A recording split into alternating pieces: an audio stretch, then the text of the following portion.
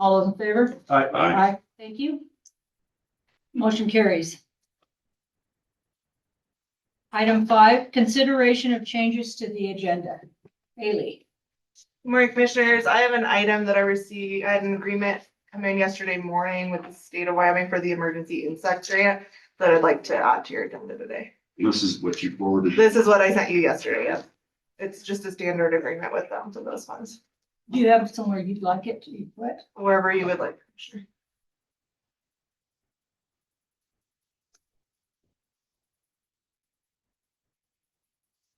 Thought we moved it up to 22. That sounds good.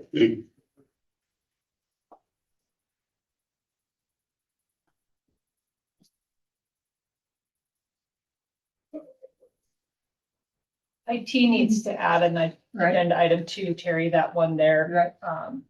So should we just put that right after the insects? Okay.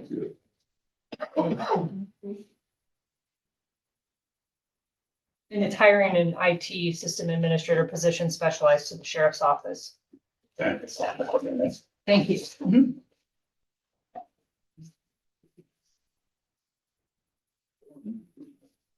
Any disclosures? Madam Chair, I have none.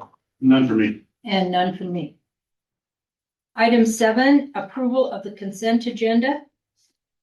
Madam Chair, I move that we approve the consent agenda as presented. Second. All those in favor? Aye. Aye. Aye, motion carries.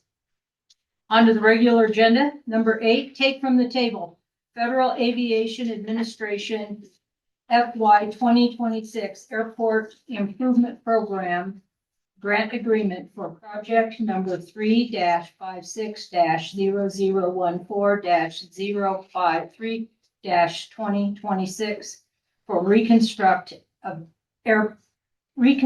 apron in the amount of $628,472. Good morning, Amy. Morning. Chairman. Oh, I move that we take it from the table. Oh, thank you. All second. All those in favor? Aye. Aye. Aye. You take, okay, now we'll vote on the next one. Item 9, present for approval, Federal Aviation Administration 2026 Airport Improvement Program Grant Agreement for Project Number 3-56-0014-053-2026 for reconstruct apron in the amount of $628,472. Good morning again, Amy. Good morning, Chairman Jones and Commissioners. Thank you for allowing us the opportunity to present today. What I have to present for approval is we've talked about the Reconstruct Apron program that is happening next December 2027, the $15 million project. This is to approve phase 1 of the design in the project. So the FAA will be covering with our AIP money, $628,472 of it. The airport's local match is $16,583.75. We have that money set aside. The state will also be matching at that amount. So this is just for the design of phase 1. So I'd like to present this for your approval. And Amy, when it's the entire project, how many years are you thinking it's going to take to be done? This is just the design piece, is that correct? This goes out for bid. The entire project for the reconstruct will go out and bid in January is the timeline we have mapped out. We expect it to be done next summer. We don't want it to go into charter season for the University of Wyoming, so we're going to start fairly early and hopefully have that wrapped up before the charters start. So it should be done. I would like to say no later than worst case scenario, October of 27. I'd like to see it done before September. Thank you. No other questions? I'd move that we approve the Federal Aviation Administration fiscal year 2026 Airport Improvement Program AIP Grant Agreement for project number 3-56-0014-053-2026 for reconstruction apron phase 1 design in the amount of $628,472. Second, and thanks for reading that. All those in favor? Aye. Aye, motion carries. Thank Thank you, you. Amy. Item 10, present for approval, temporary renewal of the Cigna Health Insurance until December 2026. Good morning, Good morning. Commissioners. So this is a 6-month approval for our existing health insurance. Your next item is an opt-in letter to switch to the state of Wyoming plan. The health insurance management team, in conjunction with Hub, has gone out to, well, Hub did it and presented the results to us, has gone out to other insurers. None of the other insurers will take our insurance policy on because of our large claims and things that have happened over the last several years. But the state plan will take us, and it will be at cost savings to both the county and to the employees. So to do that, the state plan, our opt-in to the state plan will not be effective until January 1st of 27. And our existing Cigna plan renews August 1st. So we are asking for approval to renew Cigna for the period of August through December with this item. Sorry. All right. Okay. Trying to put us in the dark. Madam Is there a Chair, question? yeah.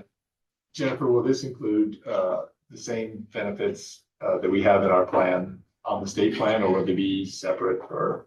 So with the individual health insurance plans, Yeah, so the state offers 4 plans. 2 of those plans are very similar to ours. On the high deductible plan, it is richer to some extent for our employees, the one that's equivalent to that, but there will be 4 plans they can choose from, and the benefits are very similar. and then are we able to, if we would like to, health management team, would you have the same like vision add-ons to the plan, or what are you envisioning there? The state, those will also go through the state plan. They also offer VSP and Delta Dental.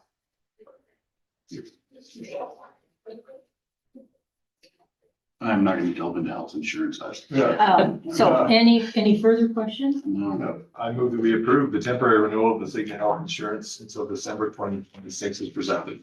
second, All those in favor? uh, Aye. Motion carries. Item 11, present for approval letter to the state of Wyoming to opt into the state insurance. So this is the first step for that opt-in to the state plan. We just have to send them a letter with notice that we're requesting to opt in. Madam Chair, I move that we approve the letter to the state of Wyoming to opt into the state insurance plan. Second. All those in favor? Aye. Aye. Motion carries. Item 12, present for approval of retail liquor license. Sorry. Madam Chair and Commissioners, good morning. I bring forward the retail liquor licenses that we advertised for public hearing that was on the last meeting on June 2nd. I have gotten notification back from the Liquor Commission. There were 2 changes that needed to be made. We made those changes yesterday. And so we should be good to go on all of the liquor licenses. If you'd just like me to read them aloud, the ones that will be approved for the retail. Yes, please. Okay, so we've got Bear Bottom LLC doing business as Bear Bottom Bar and Grill, Burco LLC doing business as V Bar Guest Ranch, Calverman 2 LLC doing business as Calverman Steakhouse, Hubbard Mountain Cupboard LLC doing business as Hubbard Mountain Cupboard, Old Corral LLC doing business as Old Corral Hotel and Steakhouse, Penn's Retreat LLC doing business as Woods Landing Resort, Phoenix at the Snowies LLC doing business as Phoenix Restaurant, the Viking Resort LLC doing business as Trails Head Lodge, Trading Post Centennial LLC doing business as Trading Post Centennial, Sentinel Station LLC doing business as The Friendly Store, Ski YO LLC doing business as Snowy Range Ski and Recreation Area, and Waikolo Lodge LLC doing business as Waikolo Lodge. For your approval. Madam Chair, I'd move that we renew the retail liquor licenses presented by the clerk. Second. All those in favor? Aye. Aye. Aye. Motion carries. Thank you, Kayla. Mhm. Item 13, present for approval limited retail liquor license. Madam Chair and Commissioners, we have 1 limited retail liquor license in the county. It is a club license. It is the Fox Run, yes, west of town. So it's BCR Inc. doing business as Fox Run.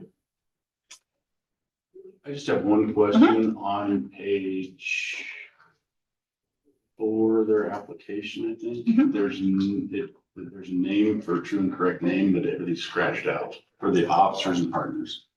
If Is you that go just down because the further, they ownership- had it on the wrong, Okay, yeah, they had it on the wrong section. all right. Because it is it's incorporated. Oh, it's an LLC. Yeah, it's I just wanna make different sure that in was which correct. section it has to be filled out in, correct? Thanks.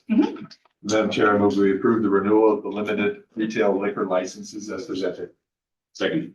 All those in favor? Aye. Aye, motion carries.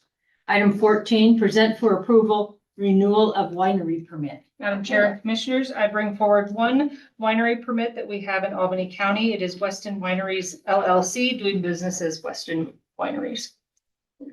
Madam Chair, I move that we approve the renewal of the winery permit. Second. All those in favor? Aye. Aye. Aye, motion carries. Item 15, present for approval grant agreement between Wyoming Office of State Lands and Investments and Albany County in the amount of $10,869.95 from the effective date through June 30th, 2028. Kayla.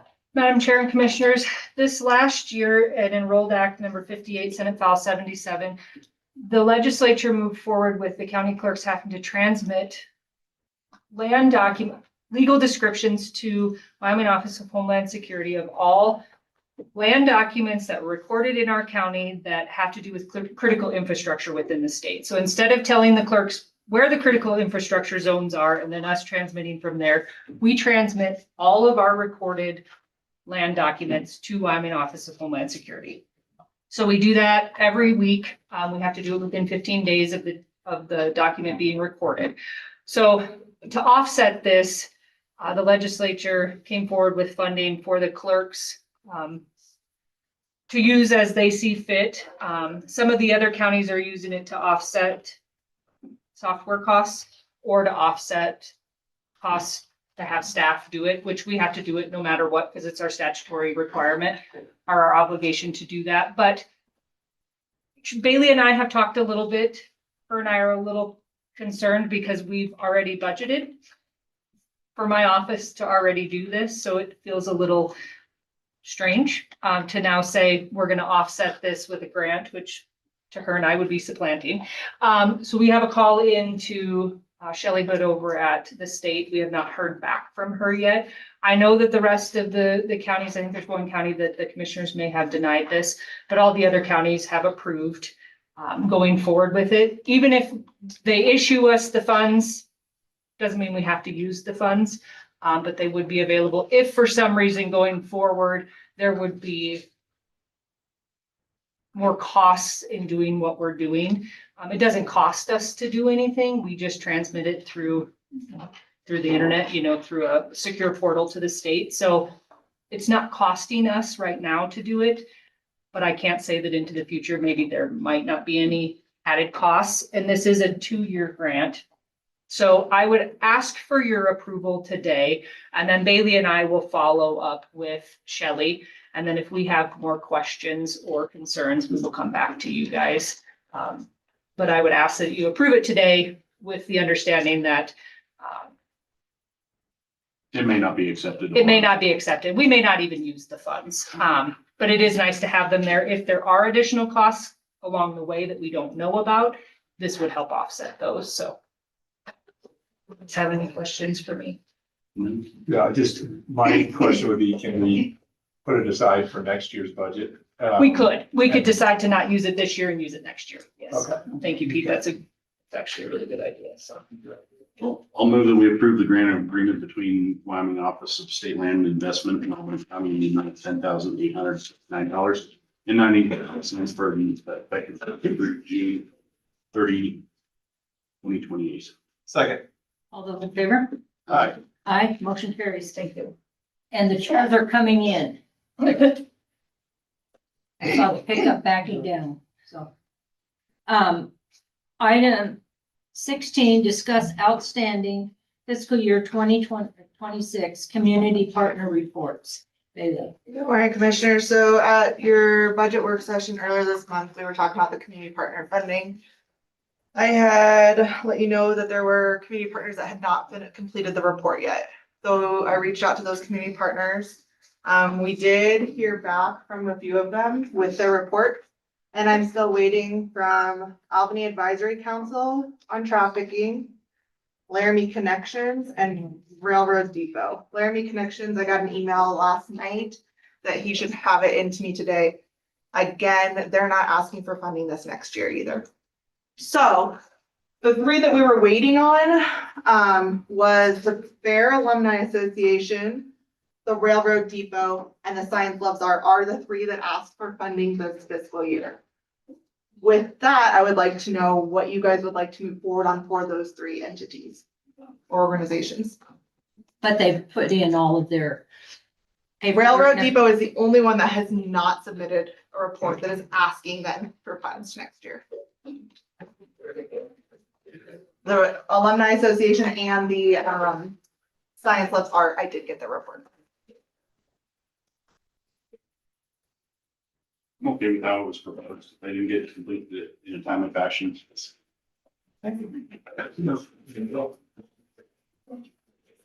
So nothing if they were completed in the, so wait, sorry, with the proposals that you made previously, Commissioner Gosar, and then the ones that you guys had, okay, so we will move Yeah, because forward. mine didn't include funding for. Correct. Yep. Okay, all right, thank you. Item 17, present for approval detention opioid diversion contract between Wyoming Association of Sheriffs and Chiefs of Police and Albany County Sheriff's Office for the purchase of a medical scanner in the amount of $38,730 from May 21st, 2026 through January 1st, 2027, and direct the sheriff to sign. The sheriff had to go out on a call this morning, so he asked that I present.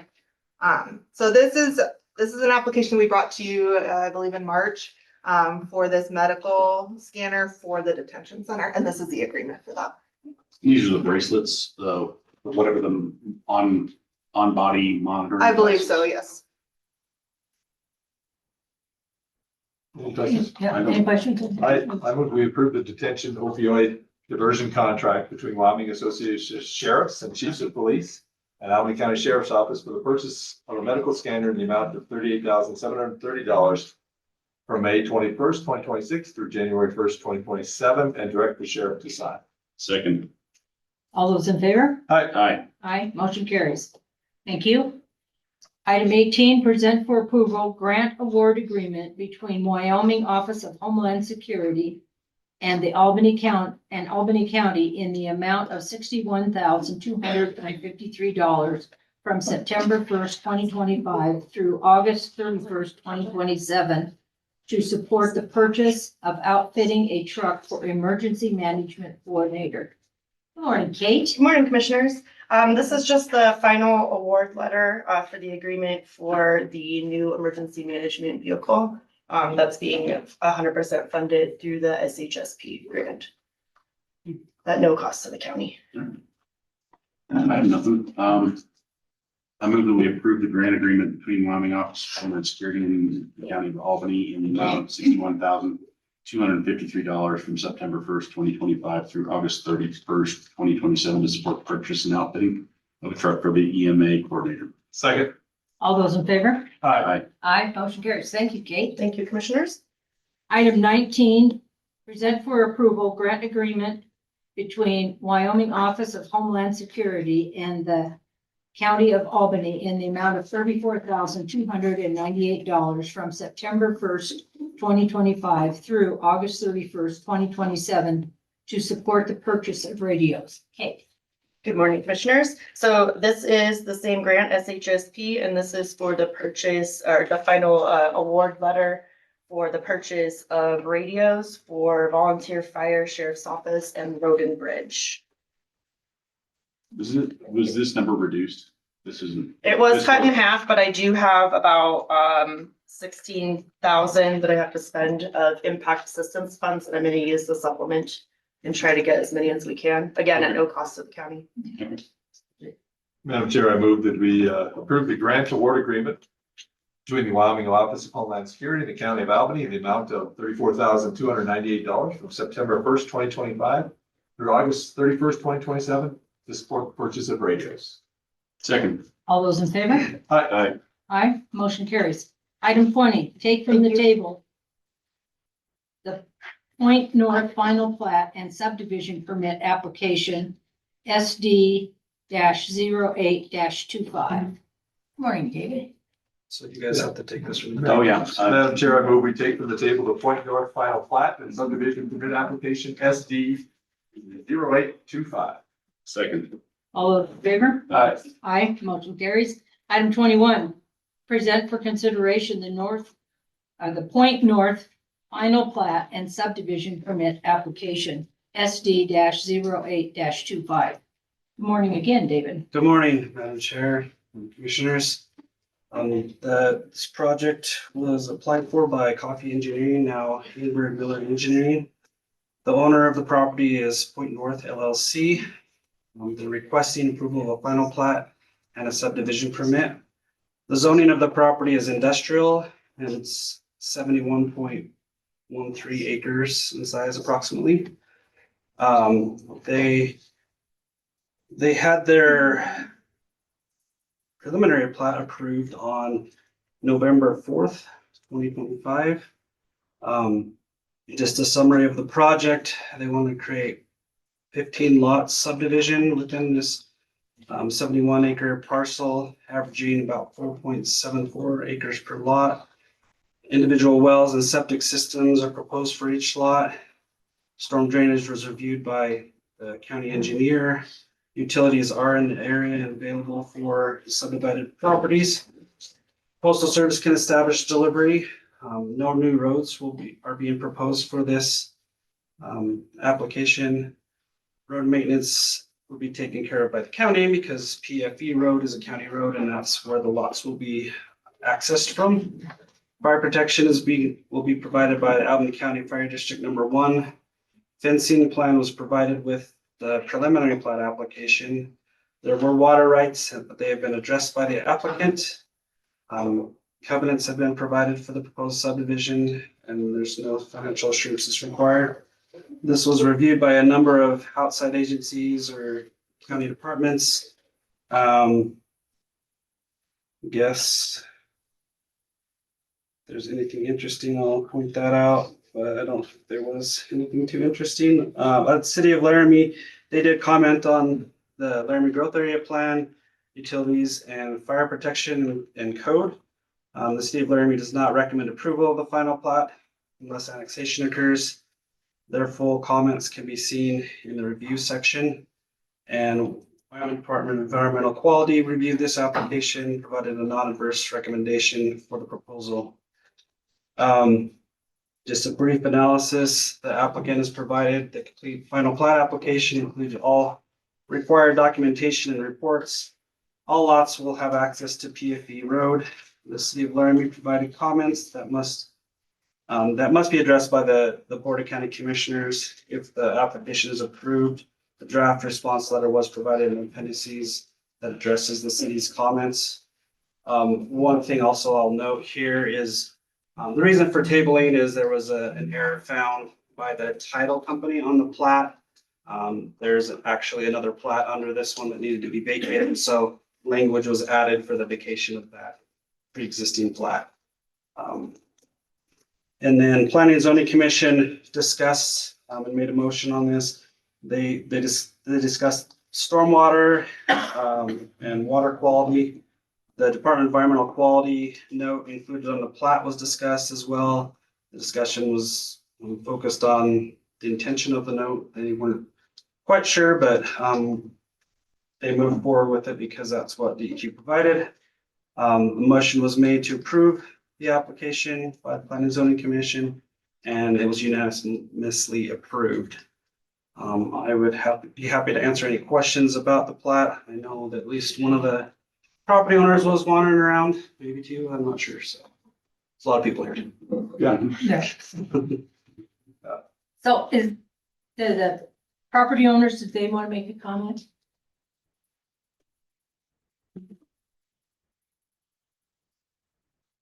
Good morning, sir. Good morning, commissioners. I have no comments unless there's any other questions. I The hydrants listed on one of the maps, those are existing city. Those are existing hydrants? city hydrants. Okay, I just want to make sure, okay. Dave, we can't require it, but this is really close to the city, and at some point in the not too distant future, you could see that being annexed. I don't know if it will or it won't. What is the view of the streets as they line up with maybe the city streets that would be adjacent? The only city street that's adjacent that is of potential development is the upgrade of the existing county PFE road. There are no other streets planned as part of this project or on the city street master plan. So to further answer your question, there is the potential for future annexation. At this point in time, it does not make financial sense to do so, but that the option is still on the table should that change. Okay. Yeah. I just wanted to make sure that we'd be good neighbors and not have roads like the 15th and Sheridan intersection that I get to bike down every day. I understand. So, awesome. That's all my questions. And then the fencing issue has been resolved. As far as I'm concerned, yes. Okay. Any other questions? I move we approve the Point North subdivision final plat and subdivision permit application SD-08-25, adopting and incorporating the staff analysis, finding the fact and conclusions of law as each are stated in the staff report. Second. All those in favor? Aye. Aye. Motion carries. Thank you very much. Item 22, present for consideration the request to renew Rail Tie Wind Energy Project Permit. WECS-01-21. David. This is just my boring item that we're gonna discuss today that nobody's. Nobody has any interest in. Yeah. Anyways, so we received a request from ConnectGen Albany County LLC to renew their WEX permit for the Rail Tie Wind Energy Project. Application WECX-01-21. WEX permits expire after 5 years, and the Rail Tie Wind Energy Project permit will expire on July 13th, 2026. The standards for a renewal include basically two things, and you only have to meet one of them. So one of them is that the applicant has substantially commenced the WEX project, construction under an approved Albany County permit, or the second one is the applicant provides evidence acceptable to the Board of County Commissioners that the WEX project is still viable and the delay in construction is caused by project management or coordination issues that are pending resolution in the near future. So if either one of these are met, the Board of County Commissioners may renew the permit for an additional 5 years. And then after that 5 years, they would have to reapply and do the whole process again. So just provided kind of a summary of what the applicant provided in their letter for the two standards. The first standard, the substantial commenced construction. So construction activities have started. They constructed driveway entrances. They built approximately 2.5 miles of access roads, excavated foundations for 10 wind turbine towers, improved Sportsman's Lake Road through regrading and enhancement of the gravel base and the restoration of roadside ditches. They developed approximately 2-acre truck turnaround, upgraded fencing, and the construction activities also included a stormwater control measures and the stabilization of disturbed land as required by the stormwater permits, which requires ongoing site inspections and maintenance of stormwater controls, as well as snow removal and fugitive dust control measures. So that's just kind of a basis of that first standard of what they provided. The full letter is obviously included in your packet. The second standard is evidence that the project continues to be viable and the delay is based on project management and coordination issues that are pending resolution in the near future. So regarding project viability, the applicant has provided evidence that that criterion has been met.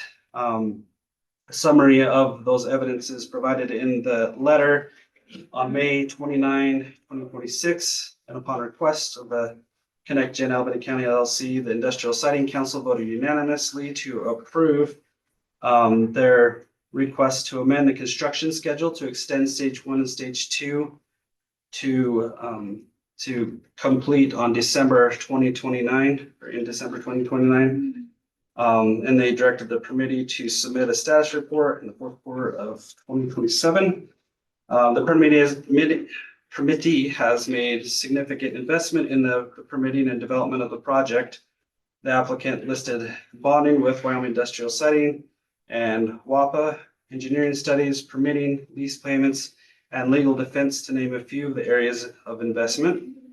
The committee has continued to maintain its presence and provided investment into the Albany County community. The applicant contributed to Laramie Jubilee Days, United Way, as well as a number of other community investments. Committee continues to demonstrate a strong commitment to completing the project and has consistently taken steps to ensure its advancement. The applicant updated plans and studies associated with permitting with updated information. The committee remains in compliance with federal, state, and local permits and has made significant progress in fulfilling the associated requirements. The applicant submitted aircraft detection lighting system permitting packages to the Federal Aviation Administration for approval. A road use agreement was approved by the Board of County Commissioners in fall of 2024, and a revised acoustic modeling analysis provided to Albany County Planning Department on September 30th, 2024. And then regarding the delay being based on project management and coordination issues that will be resolved in the near future, the applicant has provided evidence that this criterion has been met. And a summary of the evidences includes the following. This comes from one of the letters that we received from Connect Gen Albany County LLC. Projected or protracted objector initiated litigation, including the December 23rd, 2024 federal court lawsuit regarding WAPA's alleged violations of federal law in connection with environmental review, which is still pending. The federal district court held at a scheduling conference June 11th, 2026 in the litigation brought by the project opponents against the Western Area Power Administration concerning the project's interconnection requests, and established a litigation schedule for briefing to conclude by February 8th, 2027. Market and regulatory uncertainty impacting costs and manufacturing lead times have also affected the project's schedule. Supply chain volatility, including delays in obtaining key equipment and components, has slowed procurement. In addition, evolving regulatory requirements, including the recent rollout of prohibited foreign entity rules, have created uncertainty with respect to supply chain for key project components and further delayed procurement. And the requested extension is driven primarily by opponent-based litigation together with broader market and regulatory uncertainty. My brief analysis is that Albany County or Connect Gen Albany County LLC has substantially commenced work on the WEX project until federal litigation forced the construction to be put on hold. Connect Gen Albany County LLC continues to invest resources in the project and coordinate with permitting agencies. Legal challenges have primarily delayed the project, with market regulatory uncertainty also contributing. There is a schedule for resolution of the pending federal litigation in the near future, and the project continues to appear viable and able to meet their revised completion dates of December 2029. So there's basically three findings that we provided.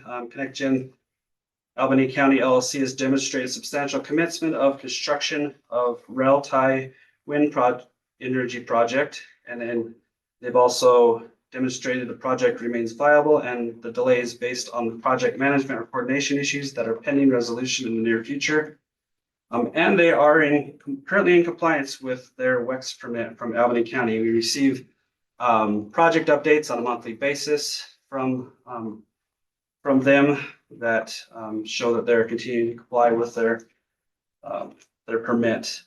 So staff has recommended that you renew the rail-tie wind energy project for 5 years with an expiration date of July 13th, 2031. Incorporating the staff analysis and findings as each are listed in the staff report and the applicant's response. This is in the ConnectGen Albany County LLC's June 4th, 2026 letter requesting renewal, and Kelly H. Pearson's June 11th, 2026 letter updating the federal litigation schedule.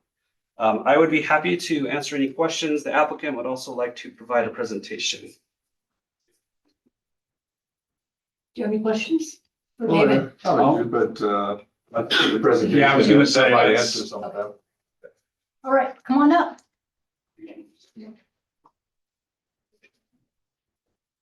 Mr. Mackey's gonna hand out the copy of the presentation in case we have any technical issues. That's always a good idea.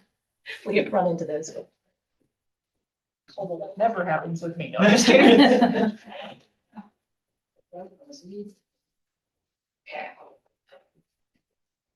And not sure, do I have the clicker? No, but I'm not sure why.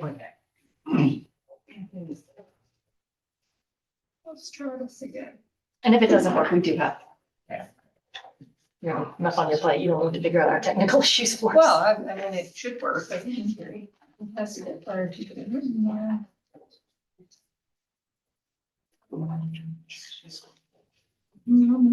Sharing this.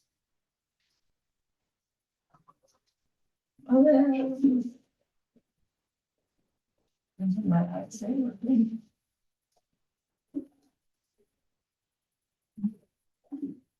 If you'd like to start. I'll say, I can why don't we try go to ahead get and it to- start yes, and- so we can. Great. Morning, Madam Good morning. Chair, Commissioners.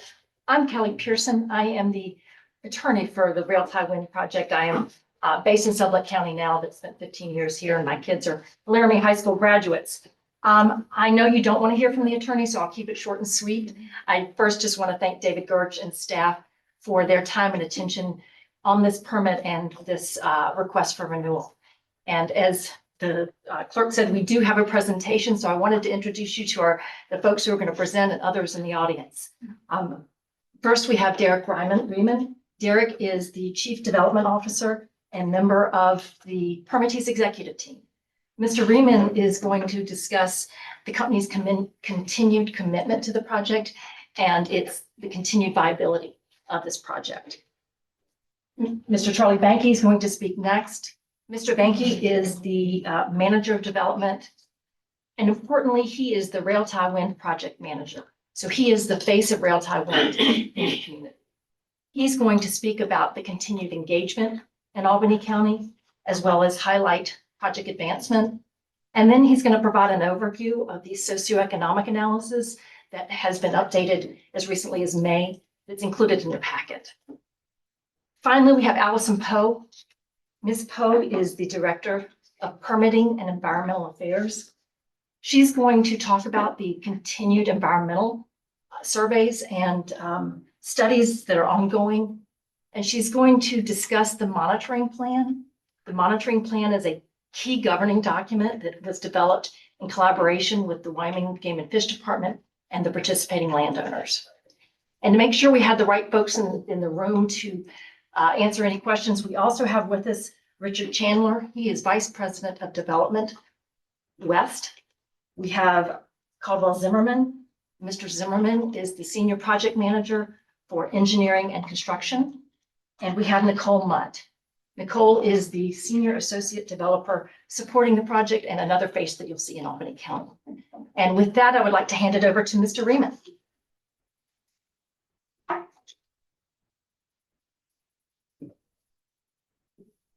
Good morning. Good morning, Madam Chair and Commissioners. Thank you for the time this morning in consideration of our request. I am here today on behalf of the company's executive team to reaffirm that Rail Tie Wind is an important and viable project for Repsol. We are committed to advancing the project responsibly and in accordance with our permit obligations. Next slide, please. As you recall, just a little bit of background. Previous slide, please, if you don't mind. Thank you so much. This one here. Yes, please. Just as background, Railtie Wind is a 504 megawatt wind project located approximately 15 miles south of Laramie, Wyoming. It's sited on approximately 26,000 acres of land, 80 of which is held on private landowners with long-term land leases, and the other 20% is on a long-term lease with the state of Wyoming. The WEX permit for this project was issued in July of 2021. And today, this project requests an extension of renewal of the permit in conjunction with a revised construction schedule due to construction that was initiated in December of 2024, but has been delayed for reasons beyond our control, and we request this extension today. Next slide, please. As you can see on the slide, this project has faced litigation for over 5 years. Project construction commenced in December of 2024, but has been delayed primarily by ongoing litigation that has been initiated by project objectors, and these are issues that are far beyond our control. Objectors have repeatedly and unsuccessfully challenged the project's permit and approvals, and the company has vigorously defended the permits and approvals throughout this entire process. And I will go line by line through the litigation that the project has faced that's reflected on the slide. In February of 2021, the award of a wind energy lease on state lands by the Wyoming Board of Land Commissioners was challenged in State District Court in Albany County. In November later that year, the court upheld the award of the lease. While that litigation was ongoing, in August of 2021, an appeal of the Albany County WEX permit was filed in State District Court in Albany County as well. The case navigated through the Wyoming court system, and the appeal was resolved in April of 2023 when the Wyoming Supreme Court upheld the permit. Again, another lawsuit was filed in January of 2024, challenging a December 23 Industrial Siting Council order approving the company's showing of financial capability, which was filed in State District Court in Albany County. That appeal was again dismissed in November later that year. In December 23rd of 2024, once all the subsequent litigation had been resolved, construction was initiated at the project. However, again, project objectors filed a lawsuit in federal district court alleging that the Western Area Power Administration violated federal law in connection with environmental review. As background, WAPA approved the project's interconnection request through its record of decision in 2022, following its extensive environmental review under the National Environmental Policy Act and in consultation with the National Historic Preservation Act. Subsequently, WAPA and the permittee executed 2 interconnection agreements in 2024. The litigation is ongoing and the court has not ruled. However, the court recently entered a scheduling order that will require WAPA to finalize and complete the administrative record by this fall, and briefing on the merits will conclude in February. It is likely that we will get a decision on the case sometime later after briefing has concluded. Again, this project has been subjected to exhaustive review at many different levels. Albany County, the Wyoming Industrial Siting Council, the Board of Land Commissioners, and WAPA, which included extensive NEPA environmental review. At every stage, the public and interested parties have been afforded full and meaningful opportunity to participate, submit comments, raise concerns, and be heard. With each review, the relevant permit and approval has been issued. To date, the project has vigorously defended each permit and approval, and the courts have upheld these determinations. With these prior legal challenges resolved, the project began construction in December of 2024, consistent with the amended schedule approved by the Industrial Siting Council on October 9th in 2024, and consistent with the WEX permit that was issued in July 13 of 2021. Later that same day, objectors initiated the WAPA federal litigation. Could you go to the next slide, please?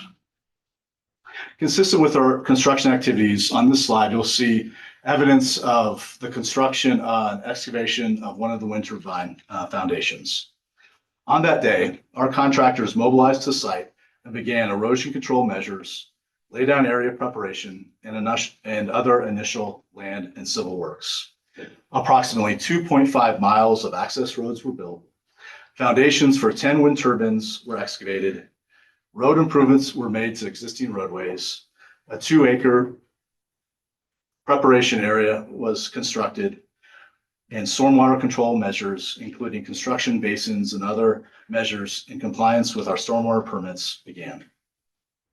It is important to state that those activities were performed by Offendahl Construction, who is with us here today, a construction company based in Casper, Wyoming.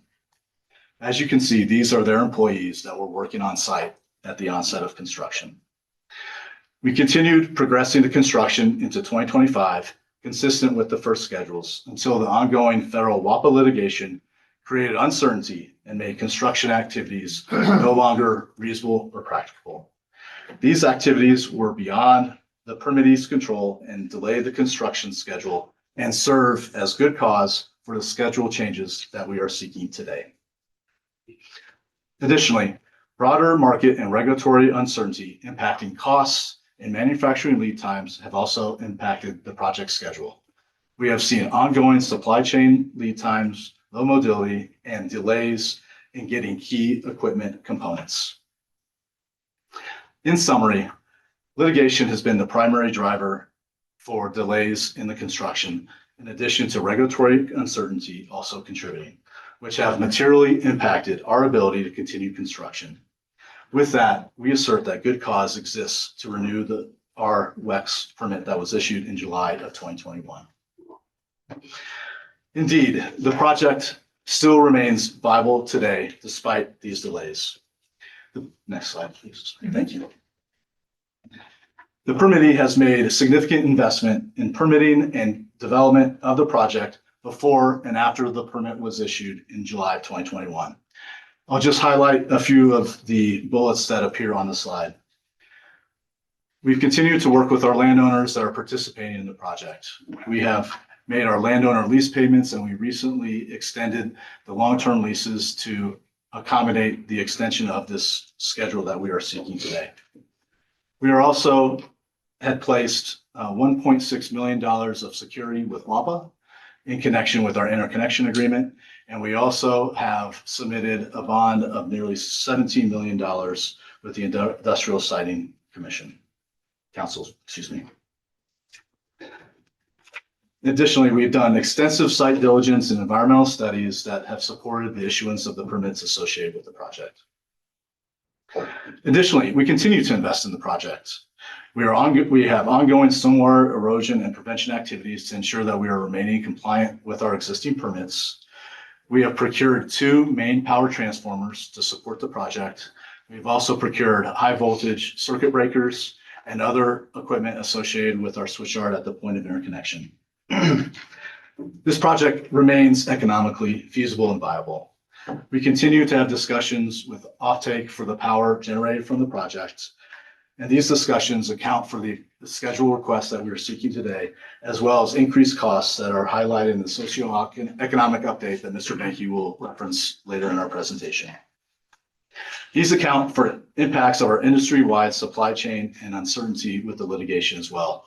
And based on extensive internal analysis, this project remains viable. In conclusion, despite the litigation and construction delays, the Railtie project remains and continues to be a viable project, and the company is continuing to advance it. I would also like to highlight that in May 29th, at its second quarterly meeting, the Industrial Siting Council unanimously approved an amendment request to change the construction schedule and extend it consistent with the request that we are making today. With that, I will hand the presentation off to Mr. Benke, who will provide greater detail onto the efforts that are ongoing with the project. Thank you so much for your time. Good morning. Good morning, Madam Chair, Commissioners. Thank you for the opportunity to be here today. My name is Charlie Benke, and I'm the Western Development Manager covering our Wyoming portfolio and the project lead for the Railtie Wind Project. I've been working on the ConnectGen and now the Repsol portfolio for 4 years. I started at ConnectGen back in 2022. I've been the project lead for Railtie for about 8 months or so, and it has been such a pleasure engaging with this community. with the county and agency staff, and our participating landowners, some of whom are here today. I've been involved in this project since my early days at ConnectGen through various parts of the business, and I'm proud to be leading the development of this project today. Now, I'm not one to typically put my picture in a slide twice, and so Can we go back there? previous slide, yeah, sorry, just see my contact info. I'm not one to typically put my picture in a presentation once, let alone twice, so I'm sorry you have to see that, but I want to emphasize that I'm the boots on the ground. Like you heard earlier, I'm the one in the community, I'm the face you'll be seeing. And so my contact information is on the screen. I highly encourage anybody to reach out to me directly, as I'll be the one to hopefully be able to answer a question immediately. And if I can't get you an answer immediately, I will get it to you as soon as possible. For any questions, like I said, contact me, please. Next slide, please. Our team continues to demonstrate a strong commitment to completing the project since the award of our WEX permit in July of 2021. I want to highlight some of the continuous efforts we have and continue to work on to advance the project. And specifically note that we remain in compliance with all conditions of the WEX permit, which is further detailed in Table 3 of our submission.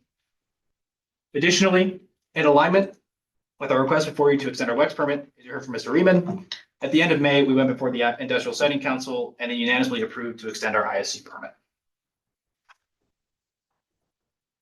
Regarding some of the continued advancements of the project, in Table 2 of our submission, we provided a comprehensive outline of activity that we have completed.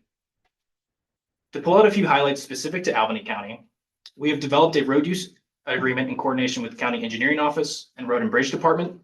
And that road use agreement was signed and approved by this board in September of 2024, prior to the commencement of construction. This road use agreement also included posting a $1 million letter of credit, which we have done.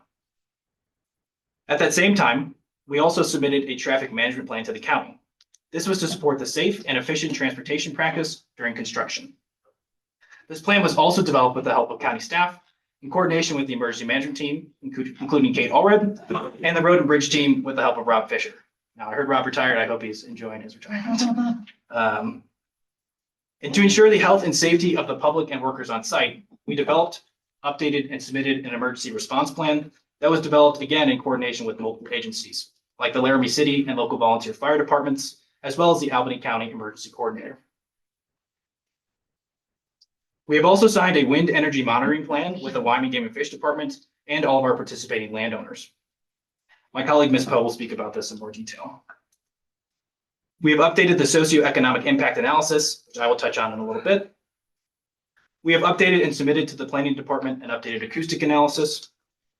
We remain in compliance with the aircraft detection lighting system, also known as ADLS, which included an updated filing to the Federal Aviation Administration, FAA, this quarter. And as we look to recommence construction in earnest, these plans will be reevaluated and updated as needed to ensure they are up to date and remain in compliance. We have a lot of partnerships as it relates to this project, and I will talk about a few of them. One of the most important partnerships we have is with our participating landowners. We have an incredible group of landowners who we remain committed to, and we look forward to continuing our engagement with them for years to come. Just to share one example here, I've had the pleasure of spending a significant amount of time with the Bat family, who we have been partnered with on this project since the onset.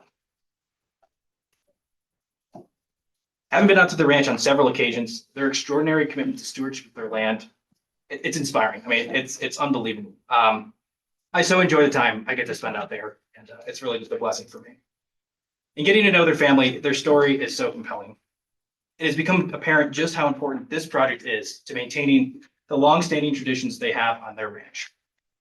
This project will allow them to maintain open spaces for the long term, which if you spend any amount of time with them, you'll understand just how important that is. In addition to our landowners, we are committed to this community, and we constantly strive to remain a good corporate citizen. We continue to partner with and support local efforts like the Laramie Jubilee Days, the Pilot Hill Project, Laramie Main Street Alliance, the Albany County Cattlewomen, Ivinson Memorial Hospital, United Way of Albany County, and the Laramie County Community College. We also maintain memberships with the Laramie Chamber Business Alliance, the Wyoming Stockgrowers Association, the Wyoming Economic Development Association, and the Wyoming Taxpayers Association, just to name a few. Many of our partnerships remain the same, but due to some of the factors that Mr. Riemann has described, we've had to modify our construction schedule to accommodate some things out of our control. And I'd like to talk about in more detail on the next slide, please. This updated project schedule represents a change in timeline with continued construction works in earnest beginning in 2028. I want to highlight some of the key updates to our anticipated construction schedule. Overall construction duration has shortened, reflecting a simultaneous build of both phases instead of our previous staggered approach. This schedule is also compressed due to some of the work already being completed, as construction has already commenced. This schedule represents both phases operational no later than the end of 2029, which is attainable and provides sufficient time for legal and other barriers to be resolved. Anytime we modify the construction schedule of a project, it is prudent to take a look at the potential changes to socioeconomic impacts. And as such, we revise our socioeconomic analysis, which I'd like to talk about on our next slide. I would like to turn your attention to the updated socioeconomic analysis that we submitted as attachment 1 as part of our request for renewal. As set out on page 2 of this analysis, with the reduction in construction duration, we also anticipate a lower peak workforce. Originally, we were anticipating approximately 273 workers during our peak workforce time period, and this update reduces it to 225 workers. I do want to note that number of workers during operations remain unchanged. We still anticipate up to 23 full-time positions. As you will see on pages 8 through 14, we updated the housing and cumulative impact analysis, and the results are unchanged. Adequate housing supply exists in Albany County during the construction period. The estimated cumulative demand for housing will be met based on existing supply. Temporary housing supply significantly exceeds demand, and as such, no housing shortage is anticipated. This is unchanged from previous analyses that we've submitted. To put a little perspective around this, the housing demand during peak construction of this project represents only 18% of the normally available supply in Albany County.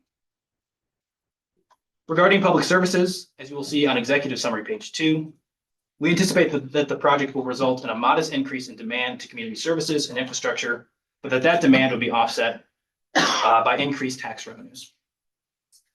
This updated analysis shows no additional demand should be expected due to the changing construction schedule, and again, our original analysis holds true. For what we do anticipate to change, we expect an increase in short-term and long-term tax benefits. I'd like to talk about these increased tax revenues on the next slide.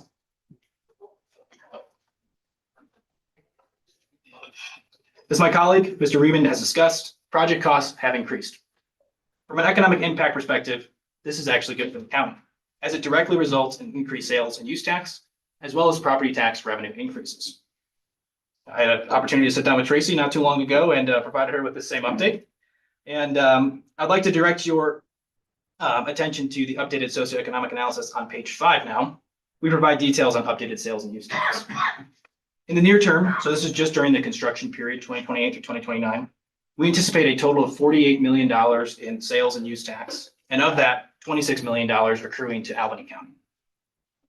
Again, for some perspective, total sales and use tax distributed to Albany County during the construction period from this project alone is equivalent to 2/3 of the total sales and use tax distributed to Albany County last year. Property tax impacts are also significant. During the first year of operations, the project will generate an estimated $8.4 million in ad valorem taxes, which is approximately 18% of the total property tax collected in Albany County last year.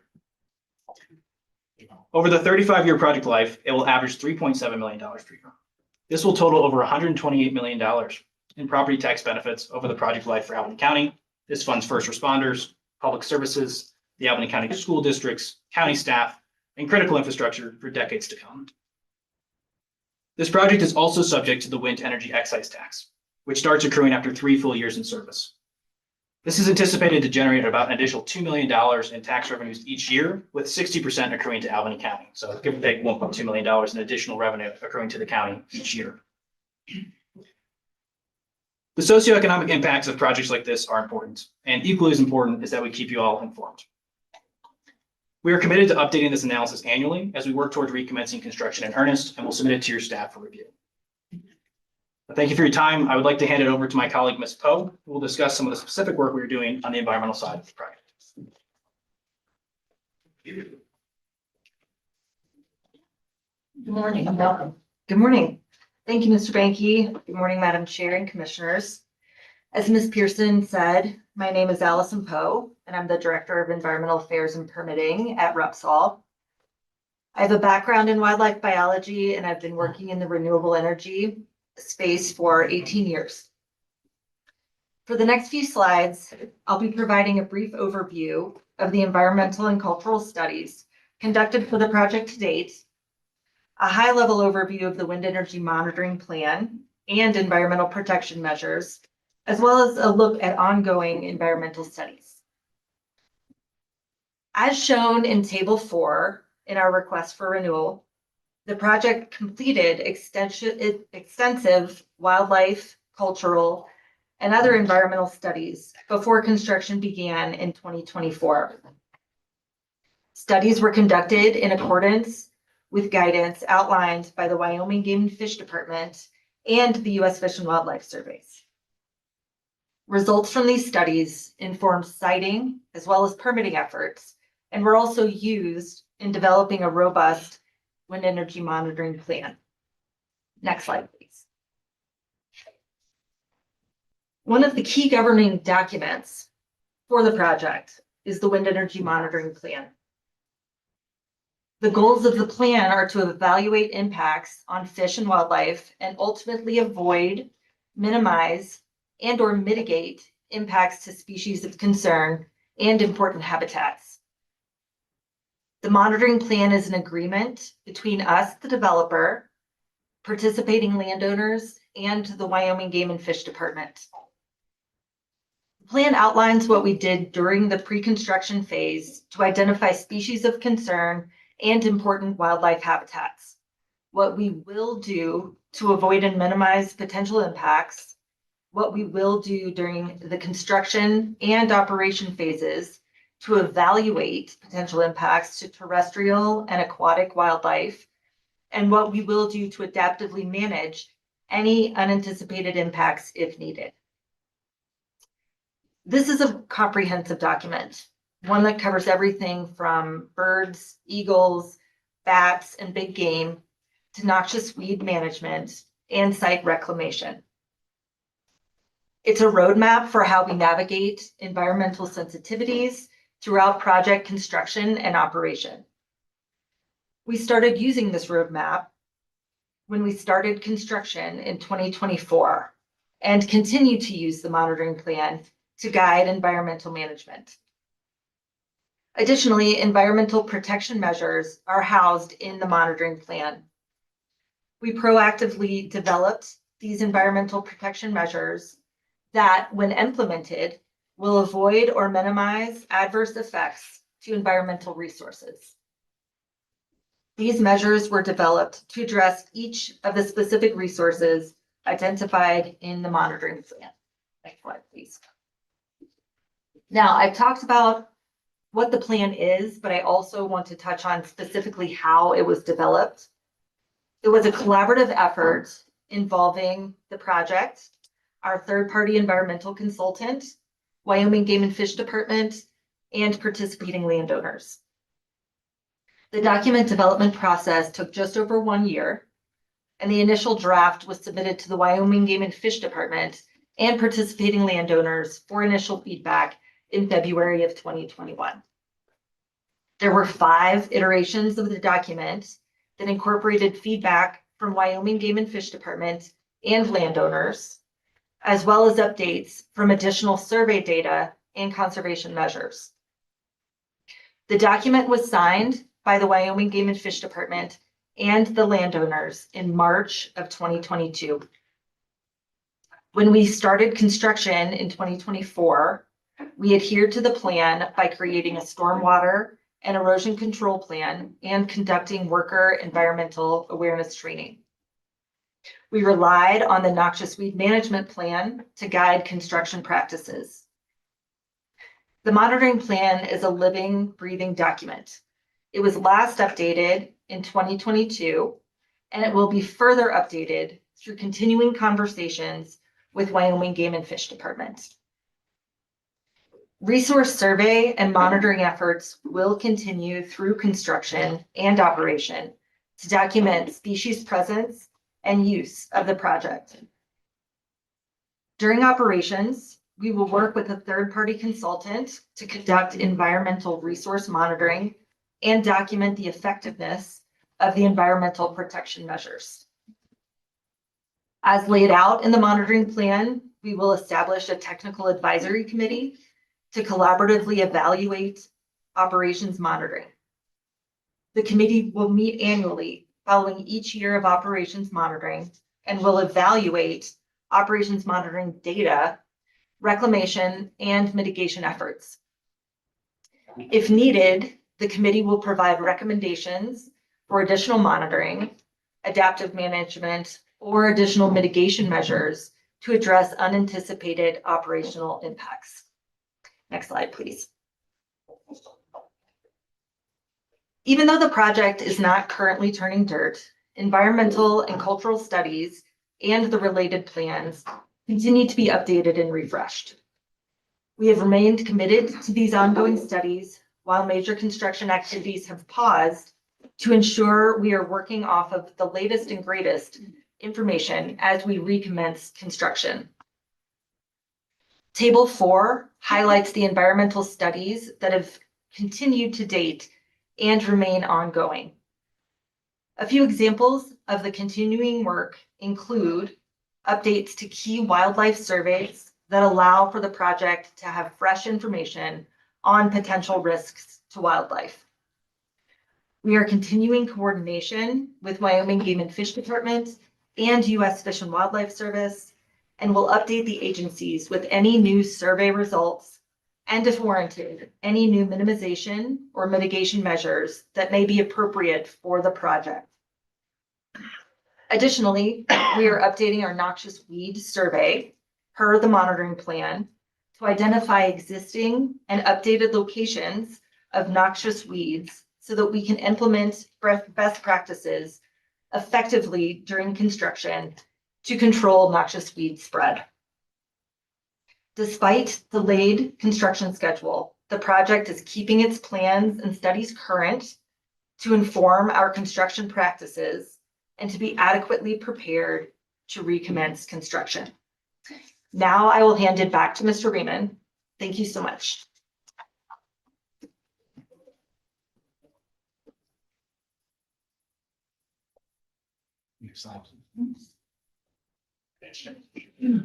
On behalf of ConnectGen Albany County LLC and Repsol Renewables North America, we remain committed to this project and to Albany County. With that, we make the following commitments.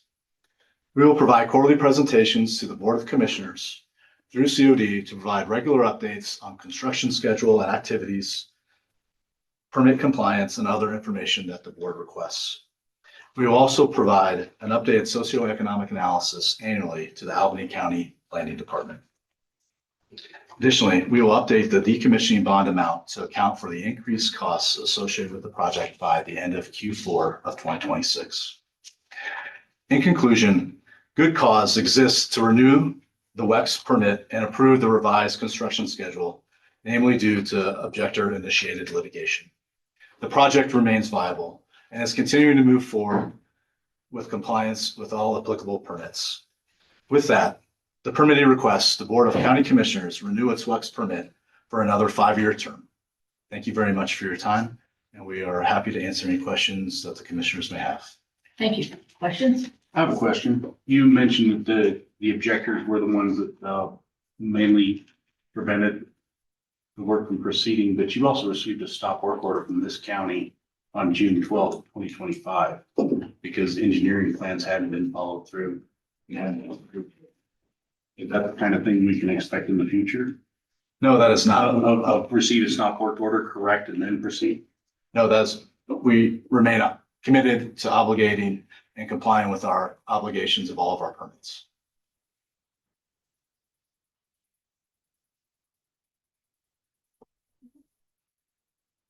Okay, any other question?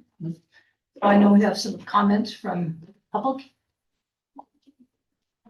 And I'm going to limit 5 minutes or less because we have so many people today.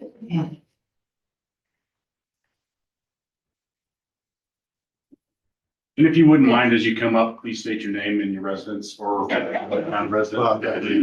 Thank you. Good morning. Morning, Madam Commissioner, Commissioners. My name is Mark Stewart. I'm with Davis and Cannon, and I'm here representing Monahan Farms. Monahan Farms is one of the non-participating landowners that borders the project. I want to thank you for your time and considering our comments on this. I'll have a few, and I'll do my very best to keep it within 5 minutes. Okay, You'll make sure I do, I'm sure. So as you know, the Albany County regulations provide two alternative bases for renewing this permit. One is if the permittee demonstrates they've, well, substantially commenced WEC construction, or two, the applicant provides evidence that the project is still viable. With all respect to your staff, with a minimal analysis, they found both criteria to be met. I disagree, and I believe that if you take seriously the language of your regulation, the requirement it sets, you will as well.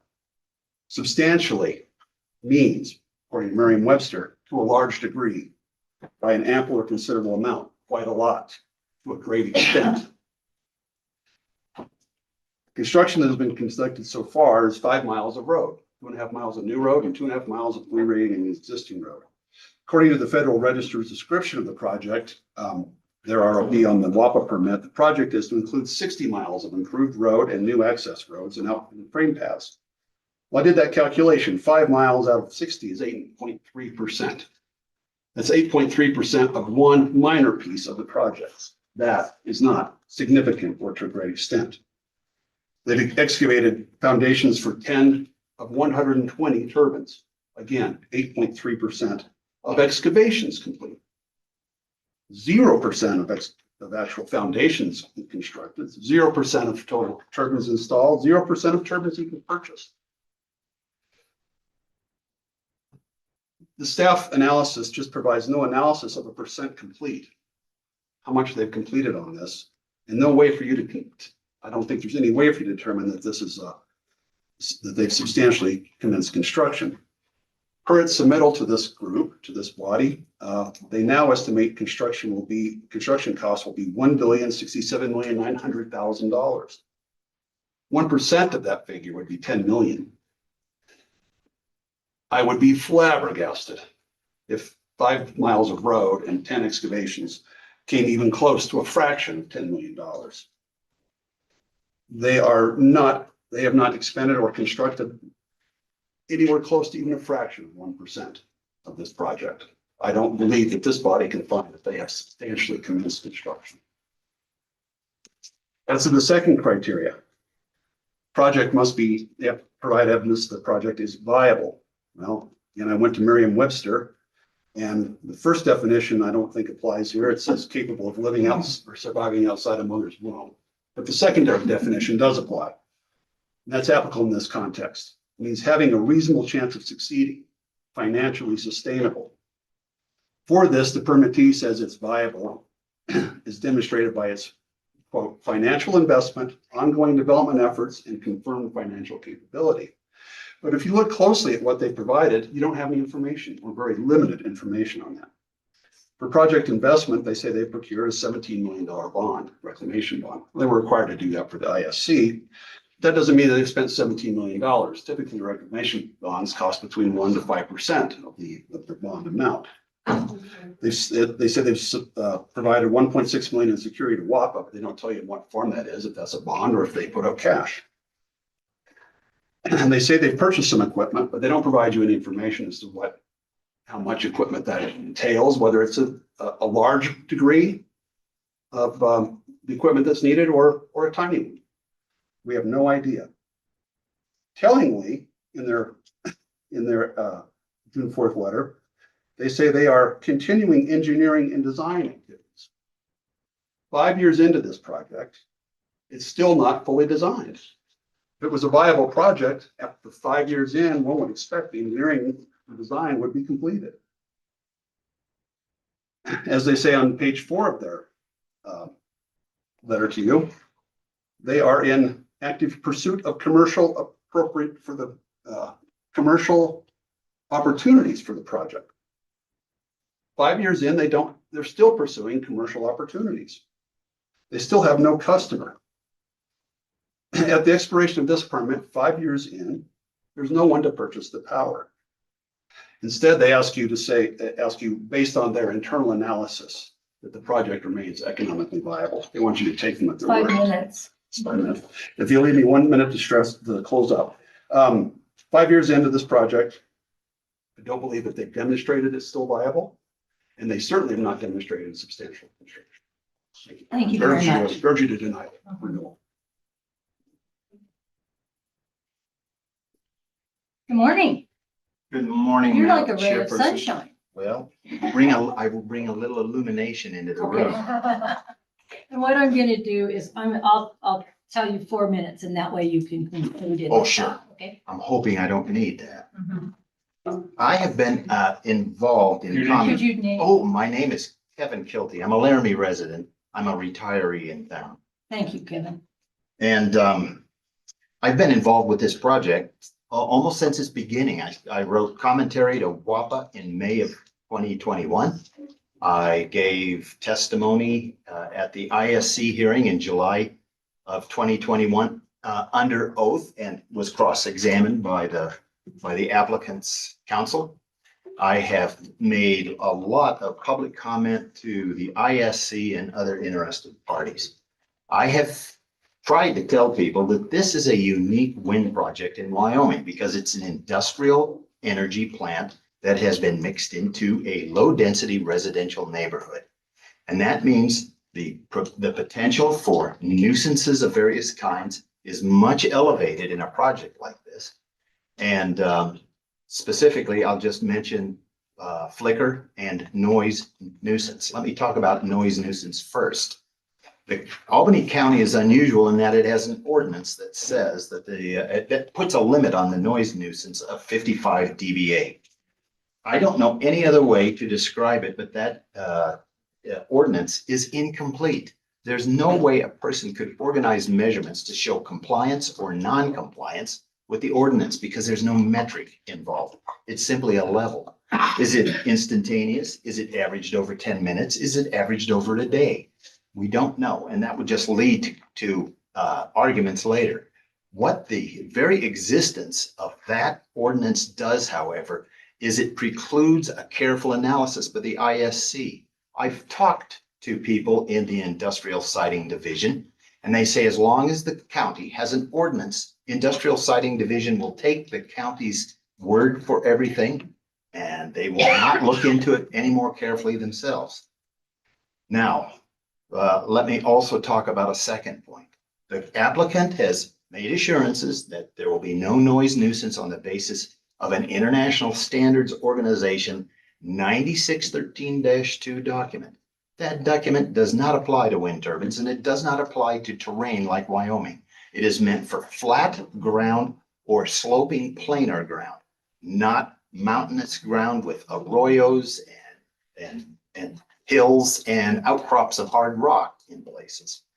So it doesn't really take much technical knowledge to see that standard doesn't apply in this instance. All you got to do is read the standard.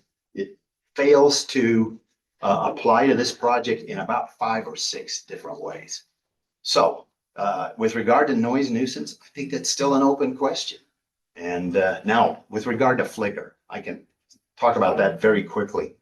The flicker on this project was basically minimized in ways by assuming that there is no shadow cast when the sun gets within 3 degrees of the horizon. That may be true in, say, the Midwest, where the air is very humid and you don't see the sun brightly to the horizon, but not in Wyoming. The sun is bright all the way to the horizon because the air is very clear here. And so the territory of flicker may be larger than they have represented. Now, I would stress, I'd like to just say one other thing. The applicant keeps talking about this being a 504 megawatt plant. It is not. The average capacity factor of wind plants in Wyoming is about 36%, which means it's a 180 megawatt plant, substantially smaller. And so it would be the equivalent of a 180 watt coal or natural gas plant. but it's even less than that because in testimony to the Public Service Commission in March of 2025, 4 minutes. thank you. I showed that wind and solar both disappear about, on average, about every 3 days in this part of the country. And that necessitates another source of power. So wind energy, the whole view of wind energy is different now than it was in 2020. I can assure you of that. All you have to do is look at the North American Electrical Reliability Council or the Federal Energy Regulatory Commission. Find that. So thanks very much. And I'd be happy to answer any questions anymore. Thank you very much. Okay. Madam Chairman, I understand Mr. Kelty's presentation and where he's coming from. I would just like to remind this board that today's agenda item is not to relitigate the conditions of the permit. It's merely the continuation of the permit under the standards that are outlined in the staff report.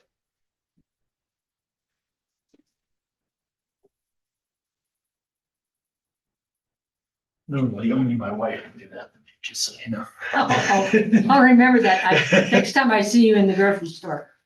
Madam Chair, Commissioners, my name is Gary Negich.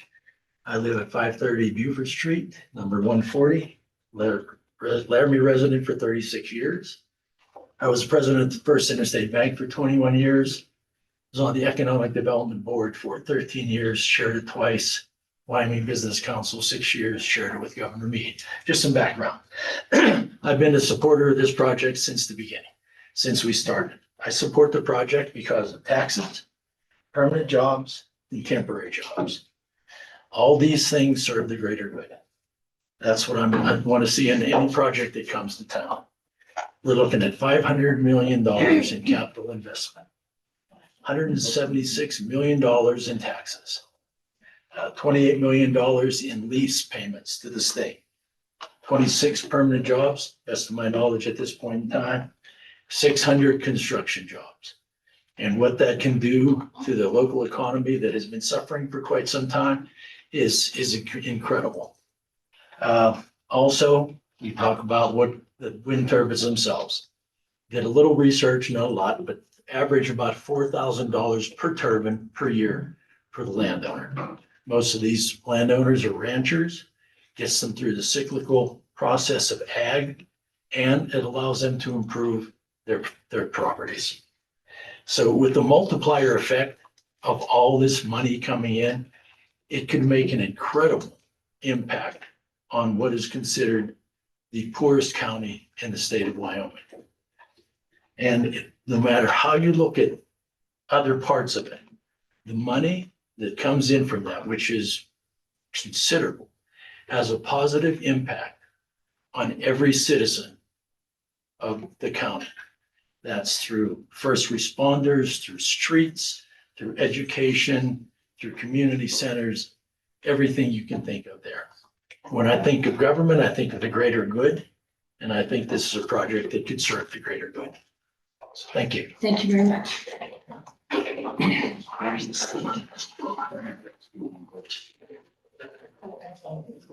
appreciate that. Commissioners, my name is Robert Offrance, live at 1543 US Highway 287 in Tie Siding, Wyoming. I actually live within visual range of the project's part on the Saber. I ask you not to approve this extension. From what I've seen on this, it only benefits a very small amount of the landowners around Tie Siding. The amount of traffic that happened during the 2024 construction, they didn't have very good dust suppression. I had more problems with trash. They've only fixed the part of the roads that were damaged because of the increased weight on that road. And the entrances that they've had put in are minimal at best. And their environmental or runoff and all that has been minimal as well. In fact, it was many months before they even actually put it in. The people who live there are actually gonna have to deal with all of the visual and other environmental impacts of this project. They've had 5 years to do it. I have only been able to go to the initial meeting because of work constraints. But I also lease the land that's right up against that road. And I have found more problems with, say, trash, the wildlife, and things like that. So please take that into consideration. This is only benefiting the landowners who have those two, and that's like two, that's the saber and the bass. Everybody else lives around that, and we have to deal with the increase of everything that's gonna go with that. And the benefits of that only benefit those in that, the people who live around aren't benefiting from it. My taxes are probably gonna go up, my land values will probably drop. These are concerns I have. Projects that help, I'm all for them, but when they only help a small few, that's why I have to say, I have to draw the line. Thank you. Thank you very much. Let's go, Just want to get my. okay, let's go online. Open it for Wendy. She can just unmute. Okay, Wendy, unmute. Hi, Madam Chairman, can you hear me okay? I can, thank you. Thank you, Madam Chair and Commissioners, for the opportunity to speak today. My name is Wendy Volk. I'm a longtime Southeastern Wyoming resident, a real estate professional, and someone whose family, Dreamer Livestock, has deep ranching ties both in Albany County and Laramie County in the Horse Creek area.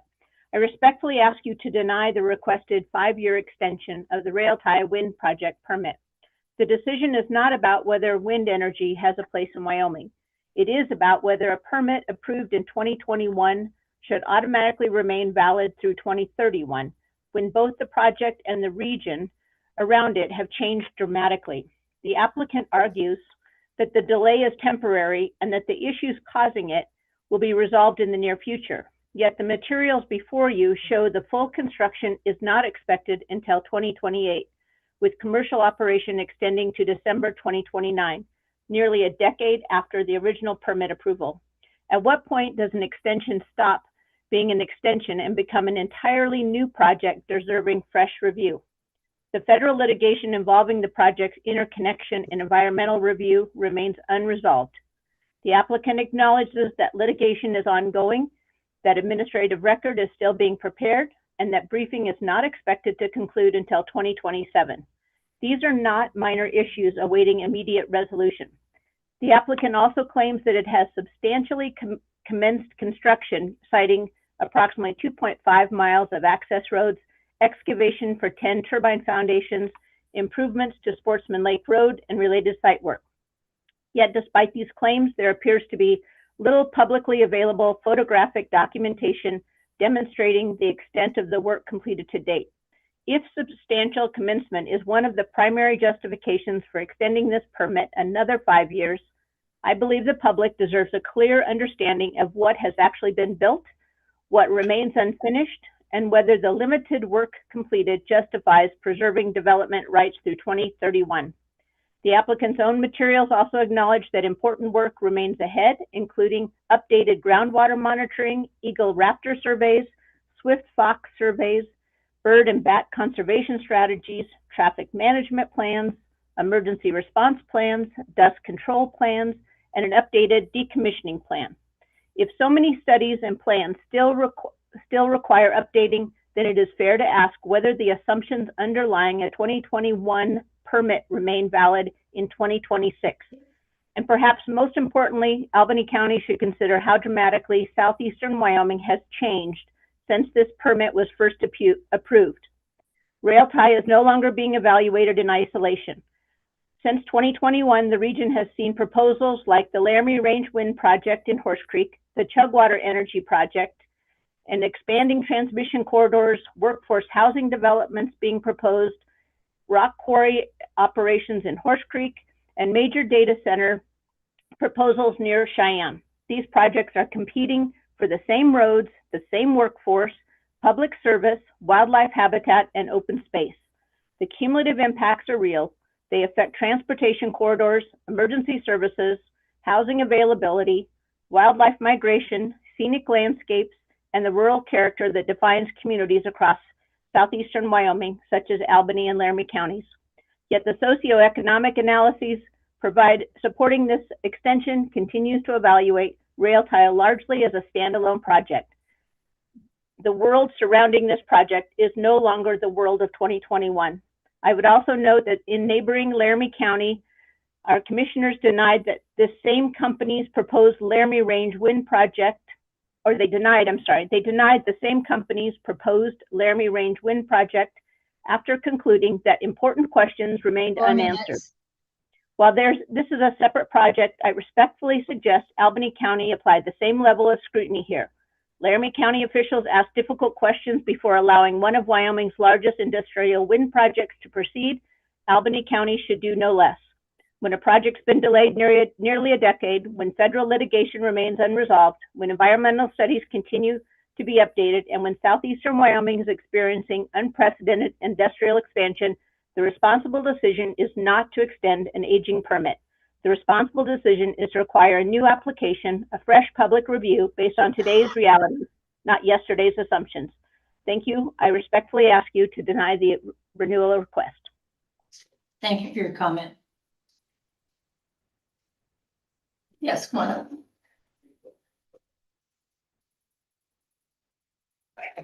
Good morning, Madam Chair, Commissioners. My name is George Hareska, and I'm the Business Development Director for Altadal Construction. We are a 100% employee-owned Wyoming heavy civil construction company. I'm here in support of extending the rail tie wind energy project. I'd like to briefly share our perspective on the economic benefits projects like rail tie bring to our state and local communities. Regardless of where someone stands on renewable energy projects in Wyoming, it is difficult to deny the economic impact they create. These projects are adding additional revenue for local governments to provide essential services at a time when revenue is being reduced by the state. Over the years, Altadal has worked on projects supporting nearly every major energy sector in Wyoming, including coal, oil, gas, wind, and uranium.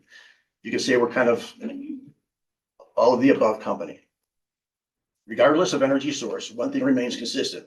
These projects create jobs, support local businesses, and generate economic activity in the communities where they are built. During our work on rail tie, Altadal employed between 9 and 16 Wyoming residents, including a longtime Altadal employee that happens to live in Laramie. Approximately half of our workforce stayed in Laramie hotels, and the other half stayed in RV parks, supporting the local lodging industry and hospitality and economy. Beyond our workforce, we also hired Wyoming-based subcontractors, including a fencing contractor, a Laramie seeding company, and a Laramie engineering firm. In addition, we spent hundreds of thousands of dollars on aggregates and other materials purchased from Laramie and Cheyenne suppliers.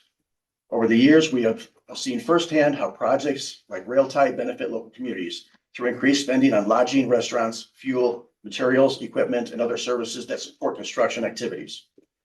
One thing we're particularly appreciative about rail tie is that Repsol chose to contract directly with Altadal rather than routing all the work through a large EPC contractor. In today's market, it is uncommon for a project owner of Repsol's size to hire a Wyoming contractor directly. That decision created opportunities not only for our employees, but also for Wyoming subcontractors, suppliers, and other businesses that support construction projects. Making a choice like this is an example of what it truly means to be a good corporate citizen and a good neighbor. It's our opinion rail tie has already provided meaningful economic opportunities for Laramie, Albany County, and Wyoming. Continued development of the project will create even greater opportunities for workers, businesses, and local communities. We respectfully encourage the commission to support the extension of the rail tie wind energy project permit. Thank you for your time. Stay for any questions. Questions? Thank you very much. Thank you.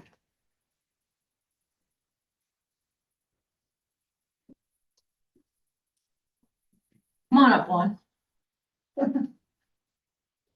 Thank you. My name is Juan Reyes. My wife Joni and I started ranching on Boulder Ridge in 1977. There were 2 permanent residencies at that time on Boulder Ridge. Ourselves and Earl and Agnes Johnson, which is the ranch that's under contract with Repsol. I like to talk about some besides Repsol and wind energy, something that dear to my heart because of my background. And in 2008, when we did the contract with Shell Energy, I made the comment that it's all about private property rights. And that's how I feel. I have not changed my mind. I think this is a private property issue. We have changed a lot on Boulder Ridge since then. We've got neighbors all over to the west of us. Good neighbors, good people. I have nothing against them. But if you're talking view shed, the way I saw life when I bought those acreage from Johnson's, my view shed ended at the end of my property line. So to me, this is more, the private property issue is so much more important whether we get wind or no wind, especially where we are in our nation today. Look at socialism and communism, and that is part of private property.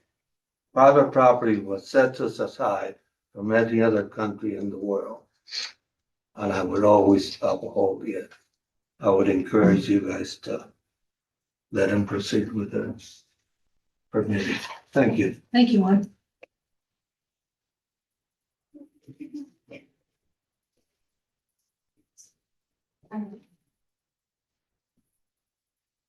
Good morning, Commissioners, Madam Chairman. Good morning. My name's Mark Isley. I live in Cheyenne, Wyoming.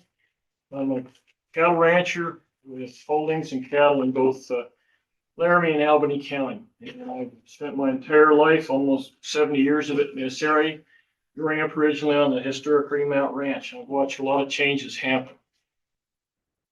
You're going to hear a lot of discussion today about emotional stuff, things they think, they feel, they believe, they hope. I'm going to talk about the realities of it. I am surrounded by a wind farm on two sides the city of Cheyenne owns. And in fairness of disclosure, I have a niche wind farm on myself. I did not want that project originally. That was my predecessor's contract I had to honor. And you know what I found out? It wasn't the boogeyman. And here's the reason why. I want to talk about the realities. Some folks have touched, I'll try to be brief. Cattle market goes like this, up and down. A source of stable income does like this. I'm not getting rich off this thing, but I had turned all of it back into the ranch and all of it back to my family. Our ranch has been recognized for environmental and stewardship awards, nationally, regionally. We understand that. We're always bemoaning the loss of young people coming into the ranching community. The cattle market is a very slow return on investment. This has given me the ability to bring both my daughters and my son back, and they're actively ranching and having a decent living, along with my 4 grandkids, who I assume will probably want to do the same thing. At least they'll have an option. I helped, and I've been in leadership of both state trade organizations, as well as state organizations. Most recently, I finished up as the National Cattlemen's Beef Association president. I was in 36 states, 3 continents, and lots of other places. Property rights versus viewshed is a real issue. If you start going down that viewshed thing, we end up like California. And my family out there that I have is not happy with. It's a real detriment. The viewshed does end at my property line. I'm not crazy about having a subdivision across the road from me, but I respect their ability to buy and sell if they're willing buyer, willing seller.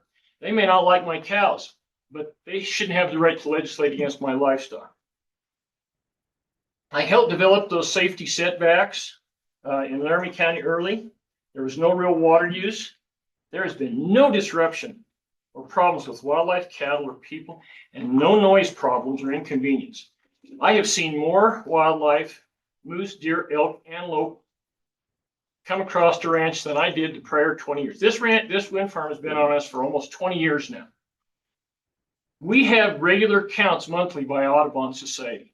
We have over 200 variations and species of birds on the ranch.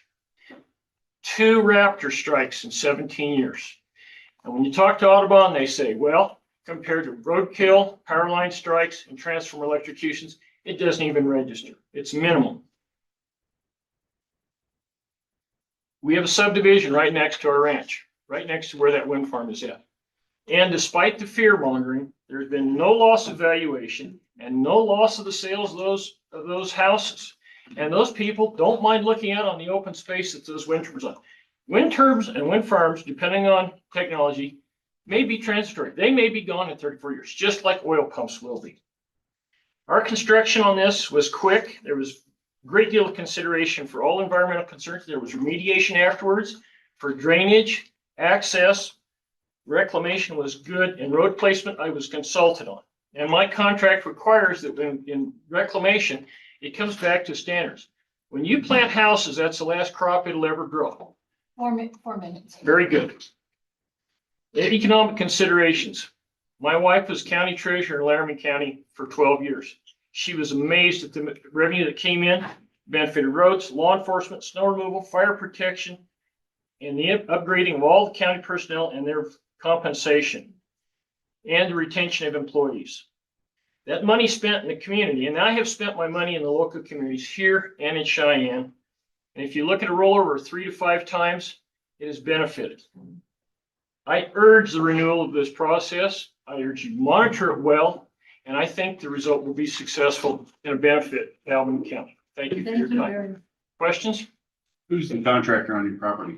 We have 2 contractors, Black Hills, and the other is Duke Energy, and they were absolutely wonderful. And we had day-to-day consultations on things that were happening. The roads that they built, where they were numerous, we were compensated well for those.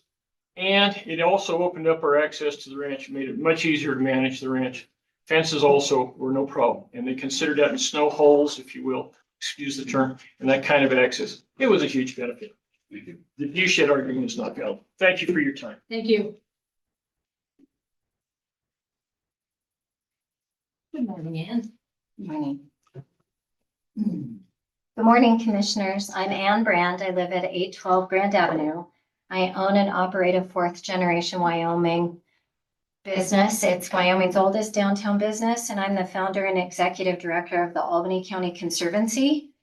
I am here on behalf of my members. We have thousands of people who interact with our focus and advocacy. So I respectfully ask the board to deny the request extension of the Rail Tie Wind project permit and instead require a new application and a new public review process. Permit expiration dates exist for an important reason. They recognize that projects, communities, science, and circumstances change over time. A permit approved in 2021 should not automatically be extended through 2031 when so much has changed in the intervening years. The applicant now articulates commercial operation by the end of 2029, nearly a decade after the original approval. At the same time, significant federal litigation remains unresolved, filed by my nonprofit. So when I hear things like meaningful consultation, I can assure you that our members found that it was not meaningful consultation, and that will play out in federal court. And when I hear that the permitting process has been handled correctly by Western Area Power Association, I would like to point out that those permits, many of them are fatally flawed. So I'd like to go to page 4 of the 56-page document that Repsol provided you all. And I'd like to take their financial figures, and I'd look at that $574 million and focus on the fact for those in this room to identify that it's over $1 billion now. They've committed just 17.6 million in surety bonds and then 6 million security bond with WAPA. And that's less than 2% of the overall project cost. And that's after almost 7 years of this process with you all here, my commissioners. So if you want to hang on to a project in Albany County, is that how you do it? Because that's not a substantial investment. And my members would like you to identify that. Equally important, the applicant's own filings show there are numerous environmental and technical studies that require updates.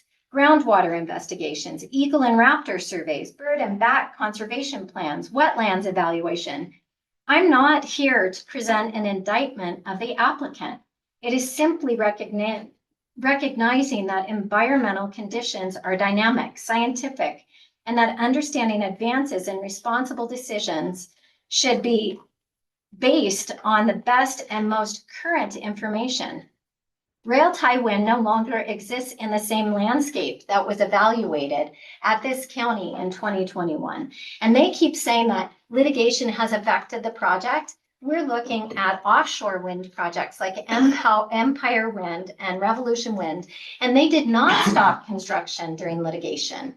They continued construction during litigation. So I require that you look at this and have them do the permit over. This is not financially feasible in this county. Thank you. Thank you very much.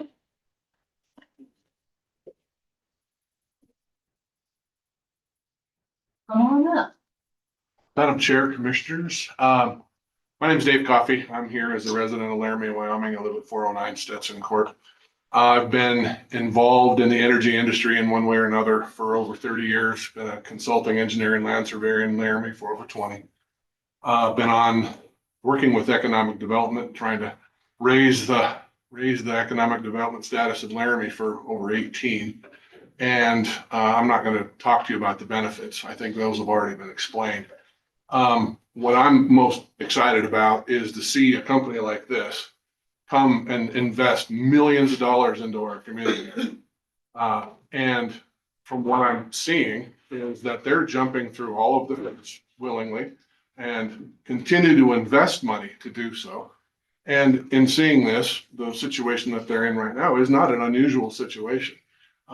They are progressing as fast as they can, given the circumstances that they're under, and they're back before you to continue to get permission to move forward. And this is not unusual in the industry to do so. And I would like to thank them for continuing to stick with this community. We will benefit from having them eventually build this industry. And I welcome them to come and invest their money here and help our local community grow. So thank you very much. Thank you. I'm gonna go online and then we'll go right to you. Steve, if you're close to your. Yes, can you hear me? I can, thank you. Excellent. My name is Stephen Vandergiesen. I live at 80 Corral Springs Road in Tie Siding. There's been a lot of talk of economic benefits and jobs and experience with other projects and view sheds and other things that I want to circle back to the 2 points that Mr. Gertz brought up, which are the point of this extension. Number one, just being whether or not substantial or whether or not work has occurred. I am a licensed professional civil engineer in Wyoming. I don't claim to know a single thing about wind turbine design, but I do know roads and earthwork. I can see the work that was done from my property. I even visited with the hospital foreman on Sportsman Lake Road when they were doing the work. In my opinion, the amount of construction that has been done is minuscule, and is certainly definitely not substantial by any means.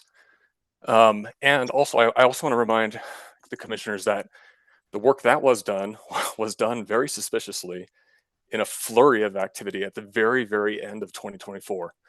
Oftedal worked dusk to dawn in those last couple of weeks, including on Christmas and New Year's, and then immediately stopped work on New Year's Day 2025. They lined up their excavators, trackhoes on New Year's Day and ceased work. And I believe that this was done solely so that the applicant could claim that they began work in 2024. I don't understand what happened on New Year's Day 2025 that would cause them to immediately cease work. So I find that very suspicious, and I am therefore suspicious of the applicant's intentions, and I urge the commissioners to deny the extension for that reason. I'm done. Thank you very much for your comments, Steve. Thank you for allowing me to speak, Madam Chairman and Commissioners.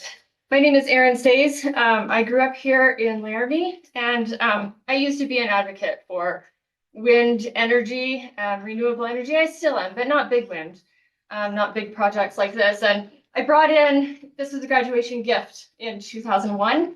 When I graduated from high school, this was a gift from some people very dear to me, some engineers and an artist who saw this as a positive future. I don't see it as a positive future. I don't hang this up in my house. Big wind is too much. We're getting too much of it here in southeastern Wyoming, in the Cheyenne area, in the Laramie area, in the Wheatland area. And it does have impacts that may not be reported in these reports, but they're personal impacts. We've talked about viewshed deterioration. We've talked about wildlife deterioration, but I just want to comment on a couple things that I felt personally over the last 5-10 years since this big wind development has happened. I teach geology at the University of Wyoming, and I direct this Wyoming State Science Fair. I've taken students to view wind farms up near Glen Rock. I've seen those big pads, the infrastructure, all of the infrastructure, concrete and rebar that goes underneath the grounds. I've stood underneath those power lines and heard the buzz of those power lines. That's disturbing. It's all disturbing. Once you damage the land, once you scar the land, reclamation, mitigation, that doesn't work. That's a Band-Aid. That land will never go back to the healthy environment that it was. When it comes down to teaching geology, I take my students out. I teach a field geology course in the fall. I take my students out. These are university undergrads in the field every single class period. It is difficult and will probably become even more difficult to teach geology, to show them big geologic features when they're having to look past the wind turbines to see them, to see the geologic structures, to see the red rocks that I'm pointing to because I can't get to them, physically get to them. So that's I think a detriment that is not included in any of these reports. Lastly, the lights on the wind turbines. I know they're there for a reason, the flashing red lights. I will no longer drive to Cheyenne to visit family when it's dark, because driving against and seeing those flashing red lights is distracting, and I don't feel like I can drive safely, especially not with the increased traffic that we see on the roads, even the small roads, not just I-80. So the lights, and again, I have seen these wind turbines. I've seen some of the good technology that is implemented along with these, the Eagle cameras that do detect eagles and do shut down those wind turbines when they come by. That's pretty cool technology, but again, it's a Band-Aid for a bigger problem that we are generating by accepting big wind. So I urge you to deny the renewal of this permit. Thank you, Maren. Maybe I'm last. Ms. Pope, I would love to know your mitigation for cheatgrass. I'm going to read because if I don't, I'll start yelling. I'm Jennifer Stays, 5201 Sunset Drive, Laramie. I've lived in Laramie for 46 years. Sorry, Gary. And I've lived in Wyoming as a resident for 70 years. Rail tie wind is like a knife to my gut. I'm objecting to extending this project. As a widow whose husband died of herbicide poisoning from Vietnam's Agent Orange, the only thing that concerns me now is my quality of life. I prefer the black of night to intermittent flashing of red lights from turbines that are miles away. We have a county ordinance against light that crosses private property. Doesn't that apply to big wind? My home is fully paid. I'm not interested in downgrading a property value because my view of Jome Mountain and the Mummy Range are through a filter of wind turbines. I have a healthy self-esteem. I don't need to be taken care of by a bully company whose words are as hollow as the pittance of energy that trickles out of hundreds of miles of transmission lines. I eat well because I prefer American prime rib from cattle that consume clean water and good grass. I want better than a smorgasbord of Brazilian beef whose carbon footprint is larger than the serving size. I'm old, 79 proudly, but more capable than the whiners who won't do things for themselves. I have solar panels on my tiny 1 acre. My store earth-friendly options sold small solar and small wind. My turbines were shorter than the typical front door and weighed less than 100 pounds. If I were in charge of the world, and old Donald Trump, I'd love to be, I'd require solar on every existing structure.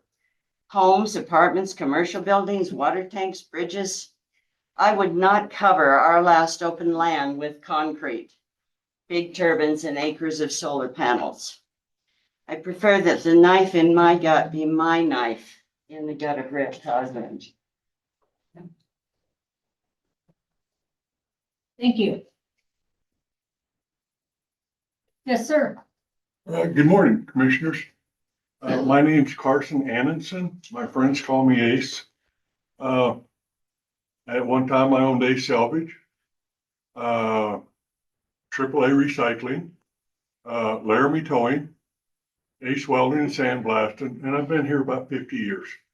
So with the help of David Gertz, I contacted the county and he guided me to look up the wildlife research study. And I think it's fake.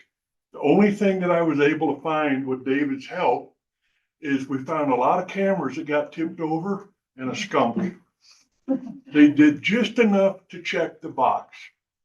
I've talked to over 100 people. I've never been called. Nobody said, hey, Ace, let's talk about your wildlife. None of my neighbors have ever been called. You know, nothing. So the wildlife study with the help from the county, it doesn't look too good. And so I have my notes on my coffee cup. So, okay, you know, we have our senses here, right? So my most important one is sight. But people talked about private property, what they can do. If I were to start a rendering plant next to you, which one of your senses would be offended? Your nose, right? So which one of your senses, if you could only keep one, which one would you keep? I would keep my sight. And now I have to look at all these wind turbines. And yet I have the same right to go ahead and start up a rendering plant and everybody can kiss my butt and they can smell the smell and they're supposed to be fine with it. And so, yeah, the sight's the most important and it's the most offensive. They're going to put up hundreds of these. So let me refer to my, the cost of the taxpayer. They keep telling us about all the money we're going to make, all the revenues, but no one has said anything about the cost to the taxpayer that they're going to take from the public to pay for putting these up. It's the only thing you hear is, ooh la la, look at the money we're going to make. They don't ever say anything about the money that's coming out of our pocket to do this for this foreign wind turbine company. So what do we got here? I think we need to be focusing more on small town charm rather than industrial wind sites. I mean, we live in a beautiful place. We have the mountains, we have Beatable, we have prairies. And I mean, how come we're not acting on that? How come we're not promoting it? You know, instead, we're wanting to put industrial sites in rather than, you know, I mean, we have so much beauty here and it doesn't make sense to me. And the other thing, just, if I have to count to 20, I'm gonna have to take my shoes off. I'm not a smart guy, which leads me to think, well, if this is such a great idea, how many of these are set up in Teton County, up around Jackson? if this is such a ooh la la win, we're gonna, whatever. I don't know why they're not up there. I mean, I just think they should lead by example, and if they're so great, go put a bunch of them up there. So that's all I got to say, guys. Thanks a ton. Thank you very much. for your And time. like I said, I'm for whatever it's worth, I'm against them. I live right up there. They're gonna put them right in my front yard. And if my kids ever wanted to build there, they can't. Because if they built a house, the insurance company would never insure their homes. And, nobody but an idiot would spend $1 million and build a house to look at a wind turbine. So, Thank you very yep. much.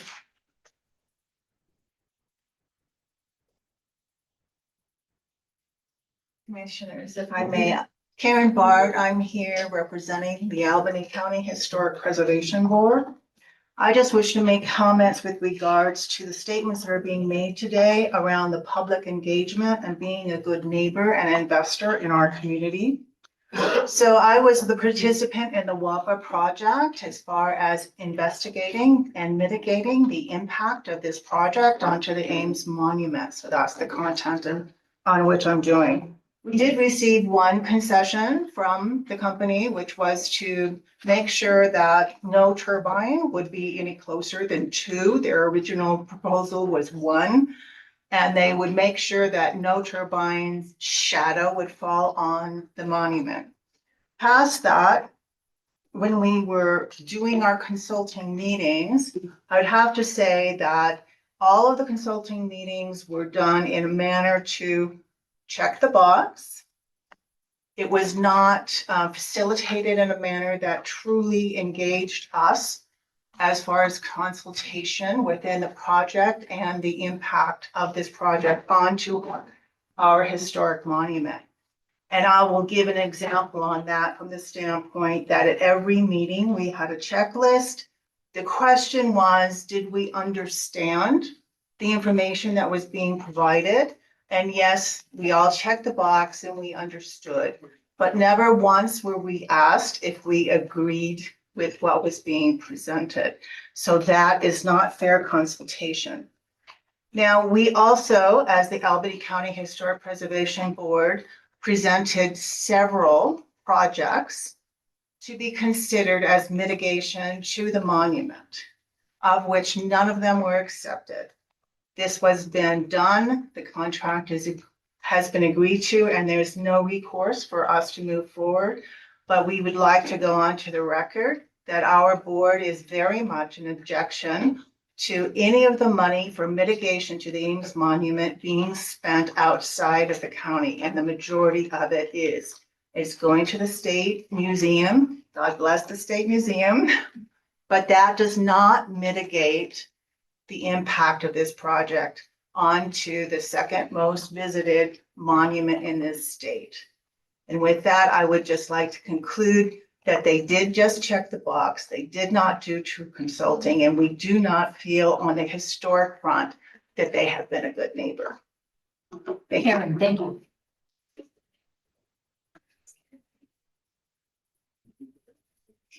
For anyone else that would like to line, standing up, let's stand up. Good morning, I'm Mary Hopkins. I'm here as representing myself. Karen did a lovely job. I'm also a member of the Albany County Historic Preservation Board. And I spent 42 years working for the State Historic Preservation Office. I retired in 2020. And in my experience, Western Area Power did not complete their duties under the National Historic Preservation Act to fully consult with the interested parties that were participating in this project negotiation for the mitigation of these effects. And I've worked with every company that crosses the door of this state, every big oil and gas company, every coal company, every CBM industry, all of them. And I've never seen a federal agency behave in this manner. Lock out conversation, never really discuss any of the intricacies of this project. They refused to come to Albany County so we could at least just give them a tour of Sherman Hill, of the mountain, of Ames Monument, of Dale Creek Bridge, of the railroad, of the Sherman Town site. They refuse to participate, meet with us face to face, and that's just not good faith consultation. We should have been more engaged, come up with a much better solution for something in our county than what we have, because there's nothing going to happen in Albany County. And it's really a crying shame that we are not going to be able to develop that really important historic resource for the public. I was involved in many other projects, certainly in the Pinedale area, where we developed a historic park. It's an amenity in Sublette County now. People can go visit it's on the Lander Trail. There's 24-hour access for the public to go see those resources. The Park Service was involved because it also was a nationally significant place. Ames Monument is nationally significant. Park Service could have jumped in and helped us with interpretive materials and signs, but everything was just swept under by Western Area Power.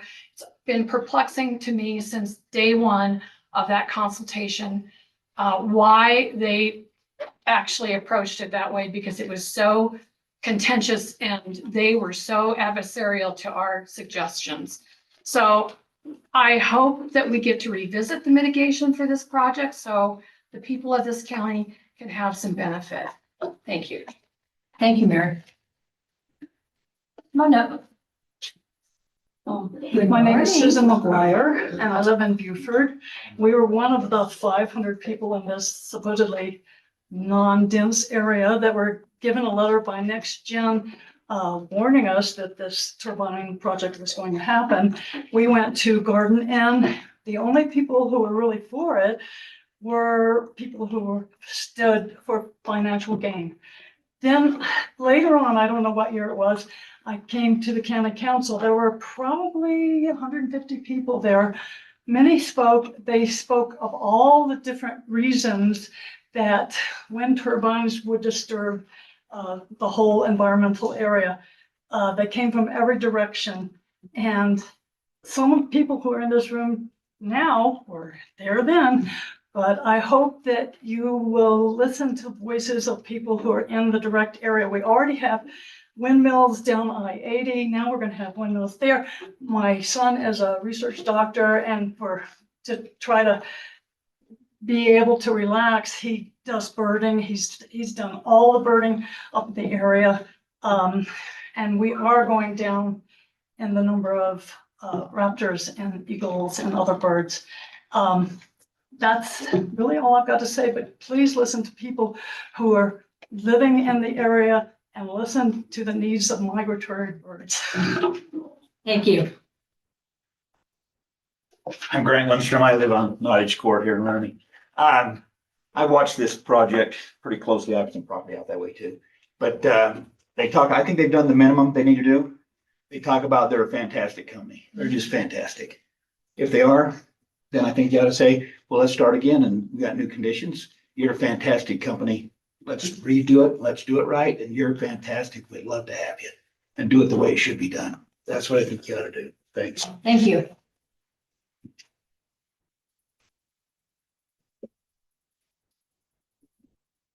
Come on up. Hello, my name is John Wanzel. Good morning, Commissioners. I'd like to see us extend the permit on this project. Lots of reasons. We've heard a lot of pros, a lot of cons today, back and forth.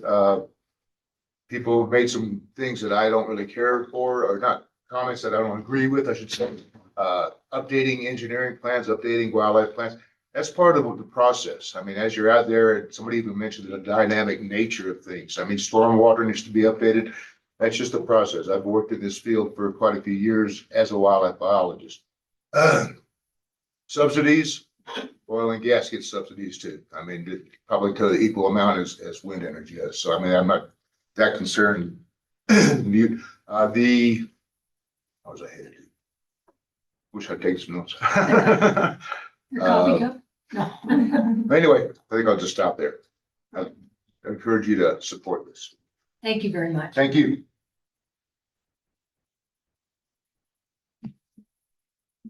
Well, good morning, Jerry. Oh, commissioners, my name is Jerry Gruber. I live in the county. Prior to me living in Wyoming, I lived in Colorado. I'm a greenie. I'm recovering. And down there, I was one of the first people to put up a wind generator on my own property. So I had wind and solar, which worked out great. It covered my utility bills. But however, if you did the math on it, without the government subsidies, it took 25 years to recover or break even on those. With the government subsidies, it took about half of that. Right now, when we moved to Laramie, we were also lucky to find a home that already had solar and a wind generator. I am very much in favor of solar on a personal level, very much in favor of wind generator on a personal level. However, I do hate the look of these giant wind turbines out there. I think it's hurting the environment and hurting the view of Laramie. So on a personal basis, I'm for it. On a big commercial level, I'm not. Thank you. Thank you, Jerry. Yes, sir. Come on up. Madam Chair, my name is Rennie McKay. I'm the president of the Wyoming Business Alliance. I live in Cheyenne, Wyoming.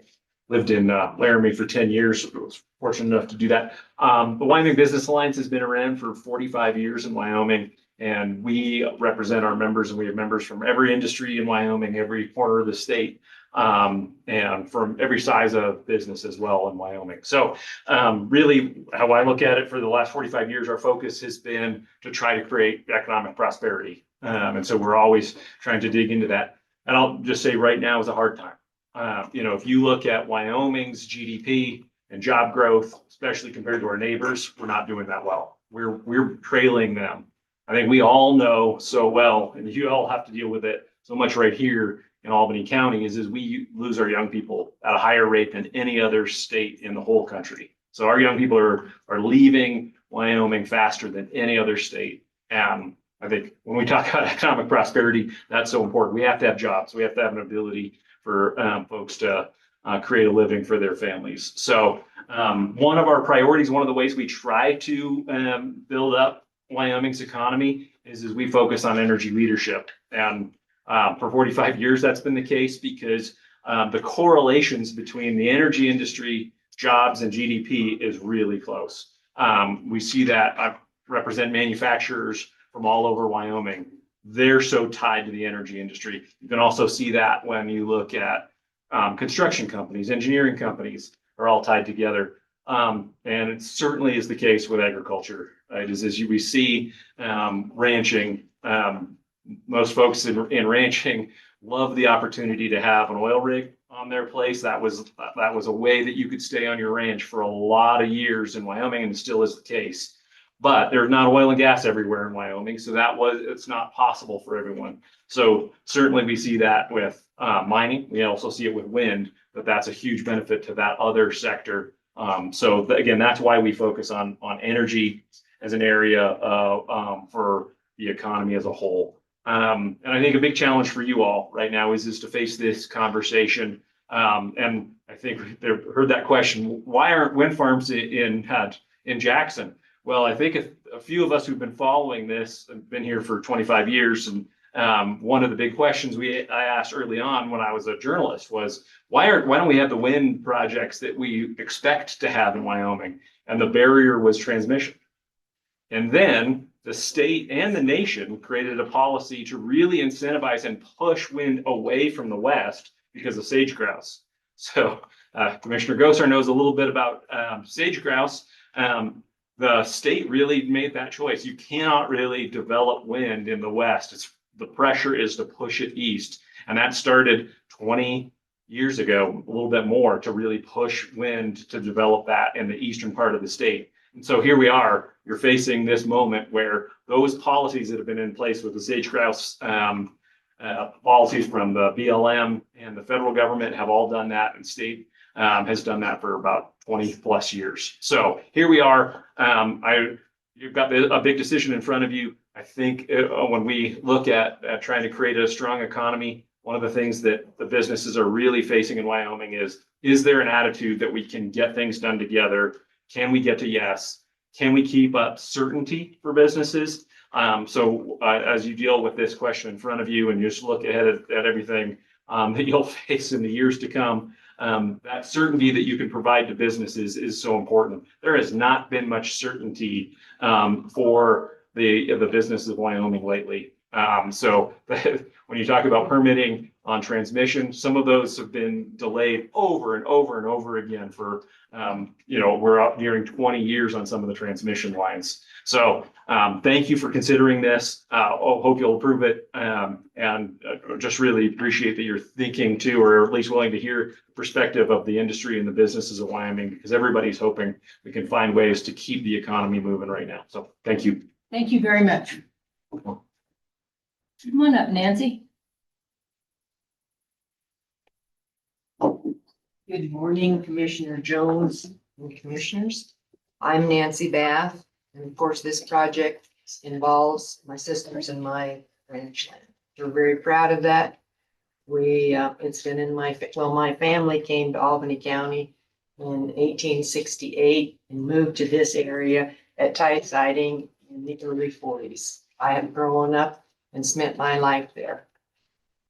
Because of this wind lease, we're able to make improvements on our ranch. We have improved the infrastructure. We're able to buy equipment that we need. It just evens out the flow of the ranching business. We would like to continue this ranching tradition by looking forward, and we feel the wind project certainly will do that. We feel we provide wonderful habitat for wildlife. We irrigate our meadows when we have water, and that provides a huge amount of land for the wildlife.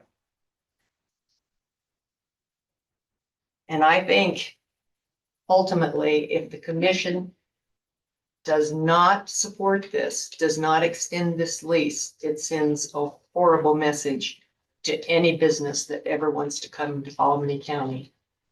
And while I doubt if I change anyone's mind on the opposition, I am asking the commission to extend the lease. Thank you. Thank you, Nancy.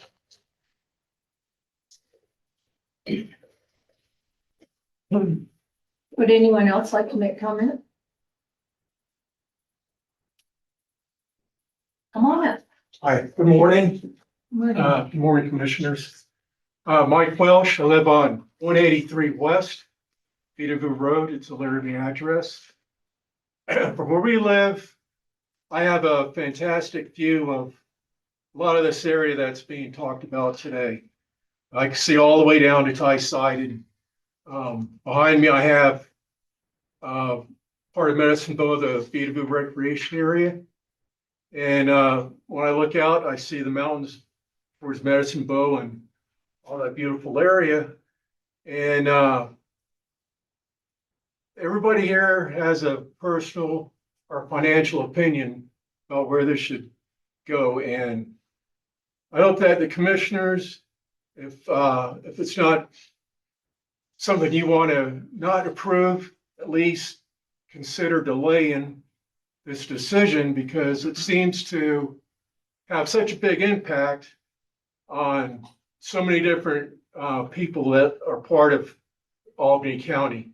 I don't think the models for Cheyenne, for Laramie County, really apply to the topography that's in the tie-sided area. I think we're talking about a different type of environment completely. There's so many studies that I've heard discussed today, the titles of them. But I'm not a geologist. I don't have the experience to understand some of these studies. But I think as commissioners that all of you understand emergency services and the challenges providing emergency service throughout Albany County because of the size and the limited resources. There's not a fire department in Albany County that is overstaffed. They're dedicated, hard-working volunteers, and all departments pitch in to help each other out in this county. Nothing gets done by just one department. And I haven't heard a study about how to deal with fire suppression fires that might be generated from a windmill. Windmills, even in Cheyenne, some of those windmills have had fire issues. And fortunately, Laramie County has a paid and volunteer fire department, as well as the city in Cheyenne. So they got the resources to rapidly respond. The resources for Ty Siding Volunteer Fire Department to cover the geography of this potential windmill farm, it's pretty vast. And even if the equipment was provided, the manpower to respond, that fluctuates based on time of day and availability of the volunteers. So I'd like to hope that maybe there's a study that addresses that in the future. But at the very least, I would hope that you could at least delay this approval for the extension of the permit. Thank you. Thank you very much. Okay, this will be the last call. Well, good morning, Chris. Good morning, Madam Chairman, Commissioners. I'll start out. I'm Chris Clement. I come here today to discuss a specific issue with this renewal. This doesn't have to do with whether I'm for or against wind turbines. Quite frankly, my platform is for property rights. What I want to bring to your attention is rules and regulations. As you guys are well aware, spent a lifetime or a career in law enforcement dealing with the details. The details matter. And what I mean by that is specifically the details in our own regulations of Albany County. What I mean by that is for the extension. I don't know if you're aware, and I apologize, I've already gone off of my prepared speech here. But after nearly 5 years, as the permit expiration requires, has substantial progress been demonstrated? I think that's the key term that you guys are trying to decide today, is whether or not one of those two keys have been met to extend a permit. Again, I'm not going for or against. I am simply looking at the details of what you guys are supposed to be looking at. Now, when we compare to what the actual planning and zoning regulation is for a regular law-abiding citizen in Albany County, it's 2 years for a regular permit. Now, with that permit, they have to prove 50% of, or I should say, they have to prove that it's been substantially complete or substantially further along. Now, that definition goes further in our planning and zoning regulation to specifically identify the exterior of a building or the foundation with a septic, or 50% of the exterior of the building be built. Okay, so if we're going to apply a standard to the residents of Albany County, we need to make sure we're applying it evenly across the board to everybody. Now, those rules and regulations are there. They're there. Everybody can look them up. If a corporation chooses not to look them up and make sure that they're following at least what's there, that may be. That's not my deal. Now, I understand this is a totally different zoning process than a standard barn or a shop to be put up in Albany County. But what I can tell you is that when we start taking a look at that comparison, we want to make sure we're at least looking and comparing it to what our citizens of Albany County are subjected to at the same time. We're not trying to measure success of a project based upon how much comes into the government accounts, but how much better it makes the life for all of Albany County. That's a tricky situation because with the benefit of the funds coming into the county government, hopefully that will also benefit the lives of Albany County. So those are a lot of the different things I want to look at, or I want to bring to your attention. Obviously, today is a standing room only. I've only been able to hear probably about a third of the actual talks, simply because it's standing room only. I think in this situation, we have more than two options, which is approve or deny. I'm not here to tell you one way or the other.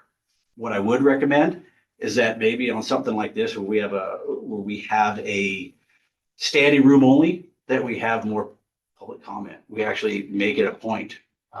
This came out Thursday sometime. I was traveling through Nebraska all day Friday, or all day Saturday, Sunday, and just now learned about it. So I think we need to make sure that we're listening to our constituents, making sure that we're actually representing everybody and making sure we're having an informed decision. This to me feels like a Thanksgiving dinner. We eat all the food we want, we enjoy family, we enjoy friends, but then everybody wants to just take a nap and rest. And I think this is one of those times that we take a moment, we table it, and we'd be able to actually come back and think about it afterwards when we actually can ask questions of the different the different organizations that have been here today. I'm sure that at one point or another, questions have arisen in your own minds on something, whether it's for or against. So with that, is there any questions? Thank you for your time. Thank you, Chris.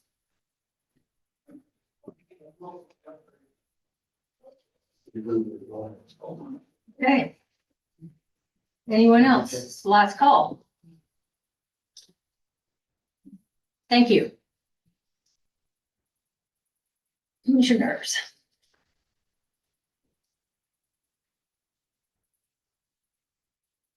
Job's not to relitigate WAPA, lights, Ames Monument.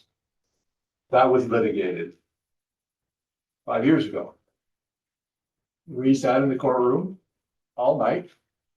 I had 2 books filled with public comment. Maybe some of those things have changed, maybe they haven't. That's not our job today. Our job is to discuss whether it's substantially commenced or acceptable to the Board of County, is it still viable? Not both, or. So the details do matter, Mr. Clevitt. And the details to me, if WAPA has done something untoward, I'm guessing that federal lawsuit will ferret that rascal out. And they're in a much better place than this board is to decide what WAPA should and shouldn't do. I'm supporting extending this permit because I do believe this is a viable project. And because our regulation says if you do believe that, you have to vote to support the extension.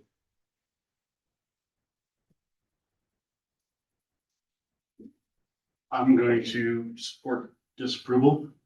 I don't think that comes as a surprise to anybody. I don't believe they've substantially started this project.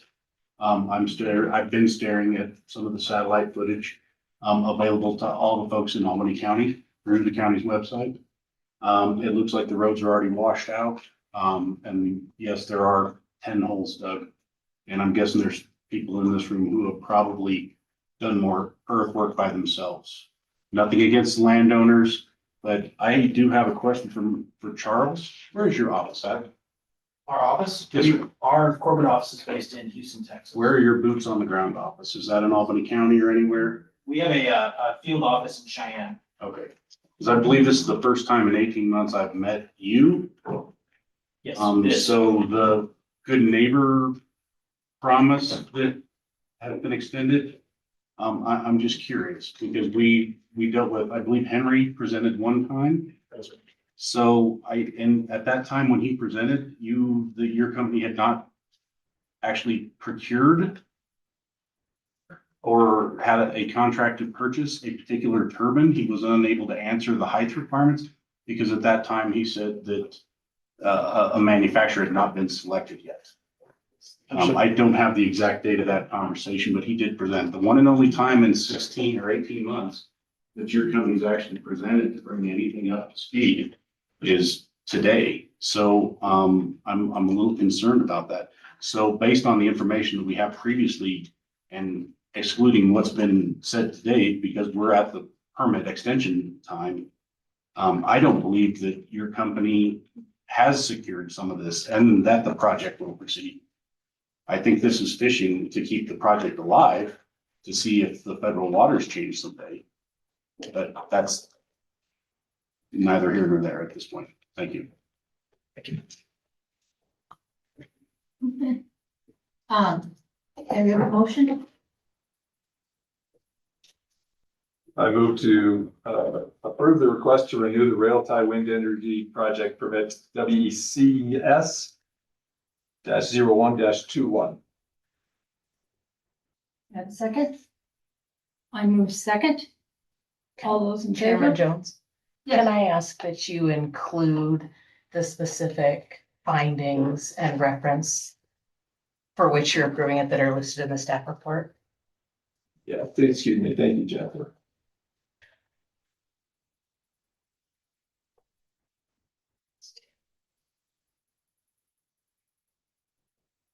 So I would like to That's fine. call back my motion and start a new one here. I move that we renew the Rail Tie Wind Energy Project for 5 years with an expiration date of July 13th, 2031, incorporating the staff analysis and findings as each are listed in the staff report and the applicant's responses in ConnectGen Albany County LLC June 4th, 2026 letter requesting renewal, and Kelly H. Pearson's June 11th, 2026 letter updating the federal litigation schedule.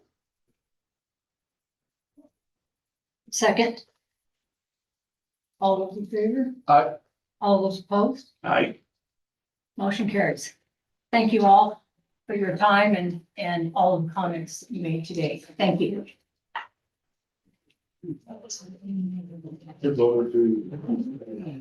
Okay, so we'll go to the insect management.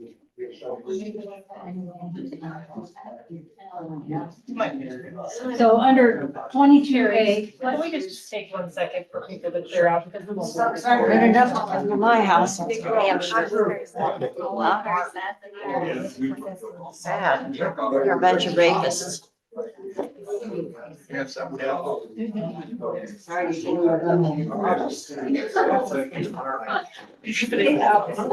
are you doing? Did you get your horse?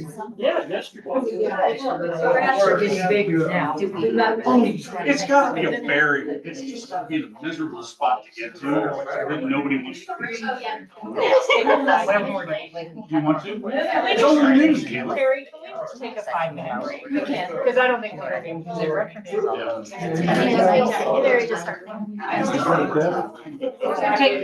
5-minute break. Think about all them misspelled words on it. Canada.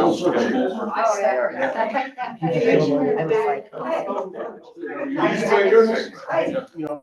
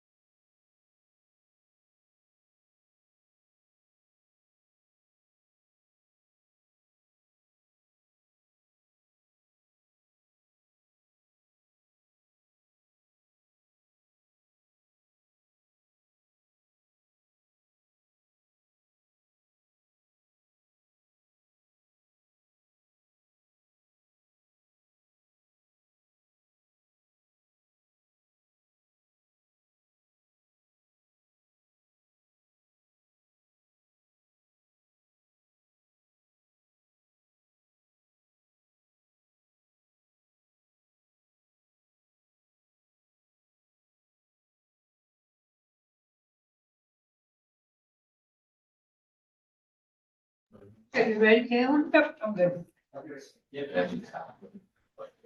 Hey, meeting's back in order. So item 22A is the emergency insect management program grant. So we'll present for approval 2026 emergency insect management program grant agreement between the Wyoming Department of Agriculture and Albany County Commissioners in the amount of $87,000 for the purpose of providing cooperative mosquito control program within Albany County. This is just our agreement for the grant we submitted earlier this year. More money than last year, which is always helpful. The money goes to Big Laramie Mosquito District, Little Laramie Mosquito District, Rock River, Public Health, Albany County Weed and Pest, and then The city gets a little bit of it too. we pay the city out of actually the general fund, out of my grant match. A few years ago, they said that we could not use those funds to pay that contract anymore, so that's why it's considered match for us. Madam Chair, I move that we approve the 2026 Emergency Insect Management Program grant agreement between the Wyoming Department of Agriculture and the Albany County Commissioners in the amount of $87,000 for the purpose of providing a cooperative mosquito control program within Albany County. Second. All those in favor? Aye. Aye, motion carries. 22B, present for consideration hiring and information technology system administrator position specialized to the sheriff's office and to direct the staff accordingly. Good morning, Ben. Good morning.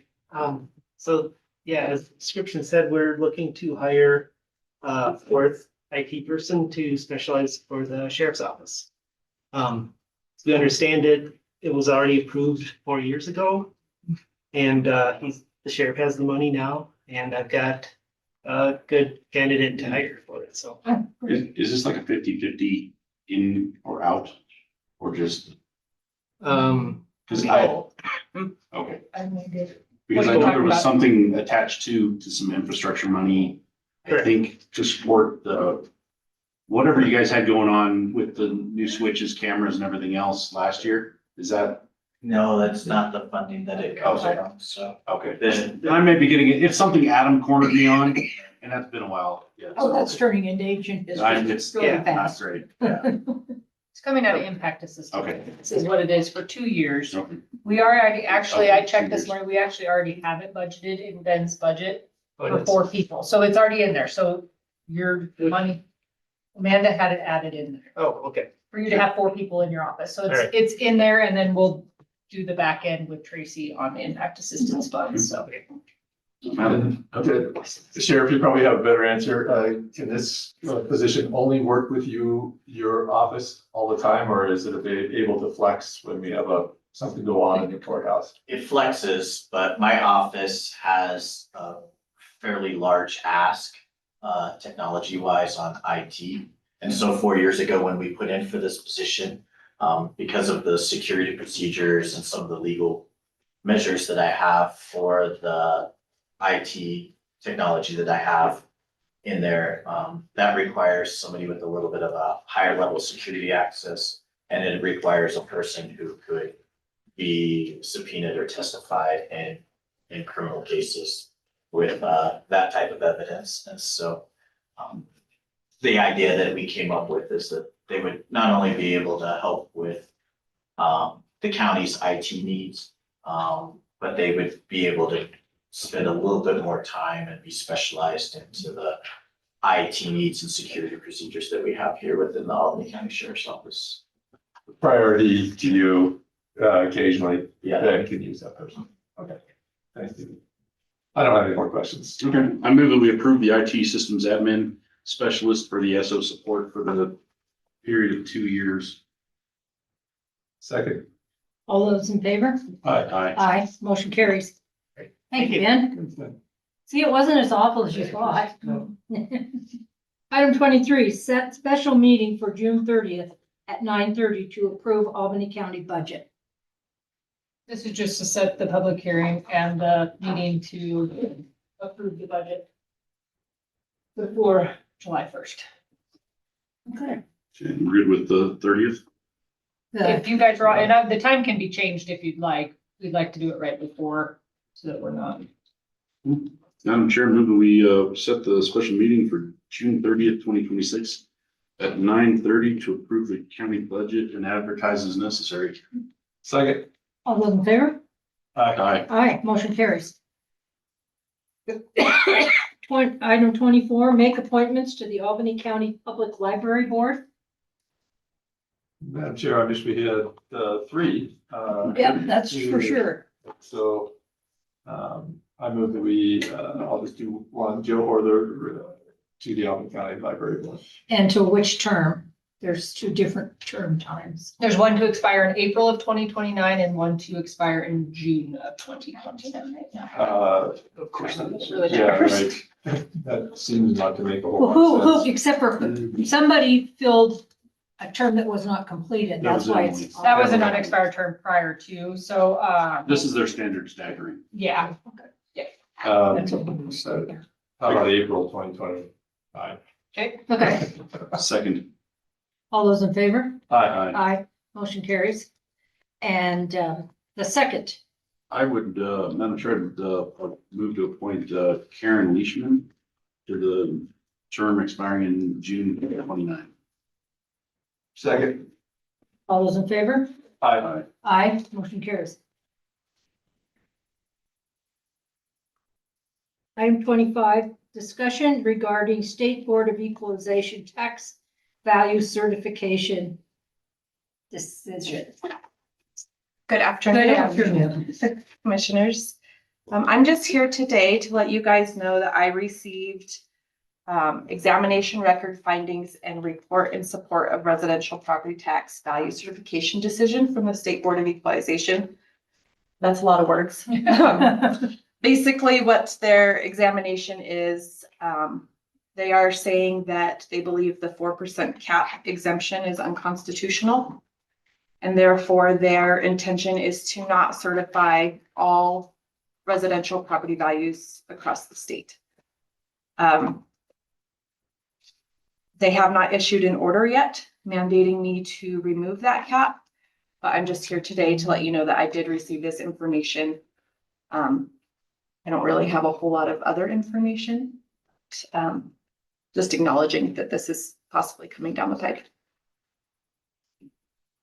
The only thing that I would add to that is there's notice today that the governor has directed the AG's office to file a lawsuit for an injunction against this order from the state board, so Oh, we'll see what Only gonna happens. get better. yeah, it's good, get more interesting. Hopefully it does get better. Figured it out literally. All right, well, thank you for bringing us the very unsettling information. Yes. Chelsea, could you let us know what you told me about what this might mean if the board is successful in their injunction and all that stuff? Yes, so I guess this is really uncharted waters because the cap is in statute. So it's law, and so I have to follow that. But all the statute says that I have to follow all orders issued by the State Board of Equalization. So that's kind of why we're in this standstill. However, if I remove the cap, I will have to have a second appeals soon. So we're probably looking at the month of July. So I would be coming to this board asking for money to send second notices of value. If I don't remove the cap, then our residential property values will not be certified. And we're looking at over $25 million in taxes that wouldn't be collected for Albany County. You're including all the special districts and. Across all taxing authorities, it'd be about 4.3 million for the county. Fun stuff. Wow. Great time to be an assessor. I don't know that any time's bad. There are good times, I swear. Yeah. Just the fact that nobody ran against you, it just shows you how great the position is to hold. But we love who's there. Oh, thank you. Yeah. Any other questions? Thank you. No, I think you. Thank you. Item 26, executive session pursuant to Wyoming statute 16-4-405A triple I. Madam Chair, I move that we leave regular session, enter executive session pursuant to Wyoming State Statute 16-4-405A. Second. All those in favor? Aye. Aye. Aye, motion carries. Thank you, everybody. And I trust you folks will be a little more present in the community. Yes, sir. Okay. Yes. Yeah, approach. Sure. So.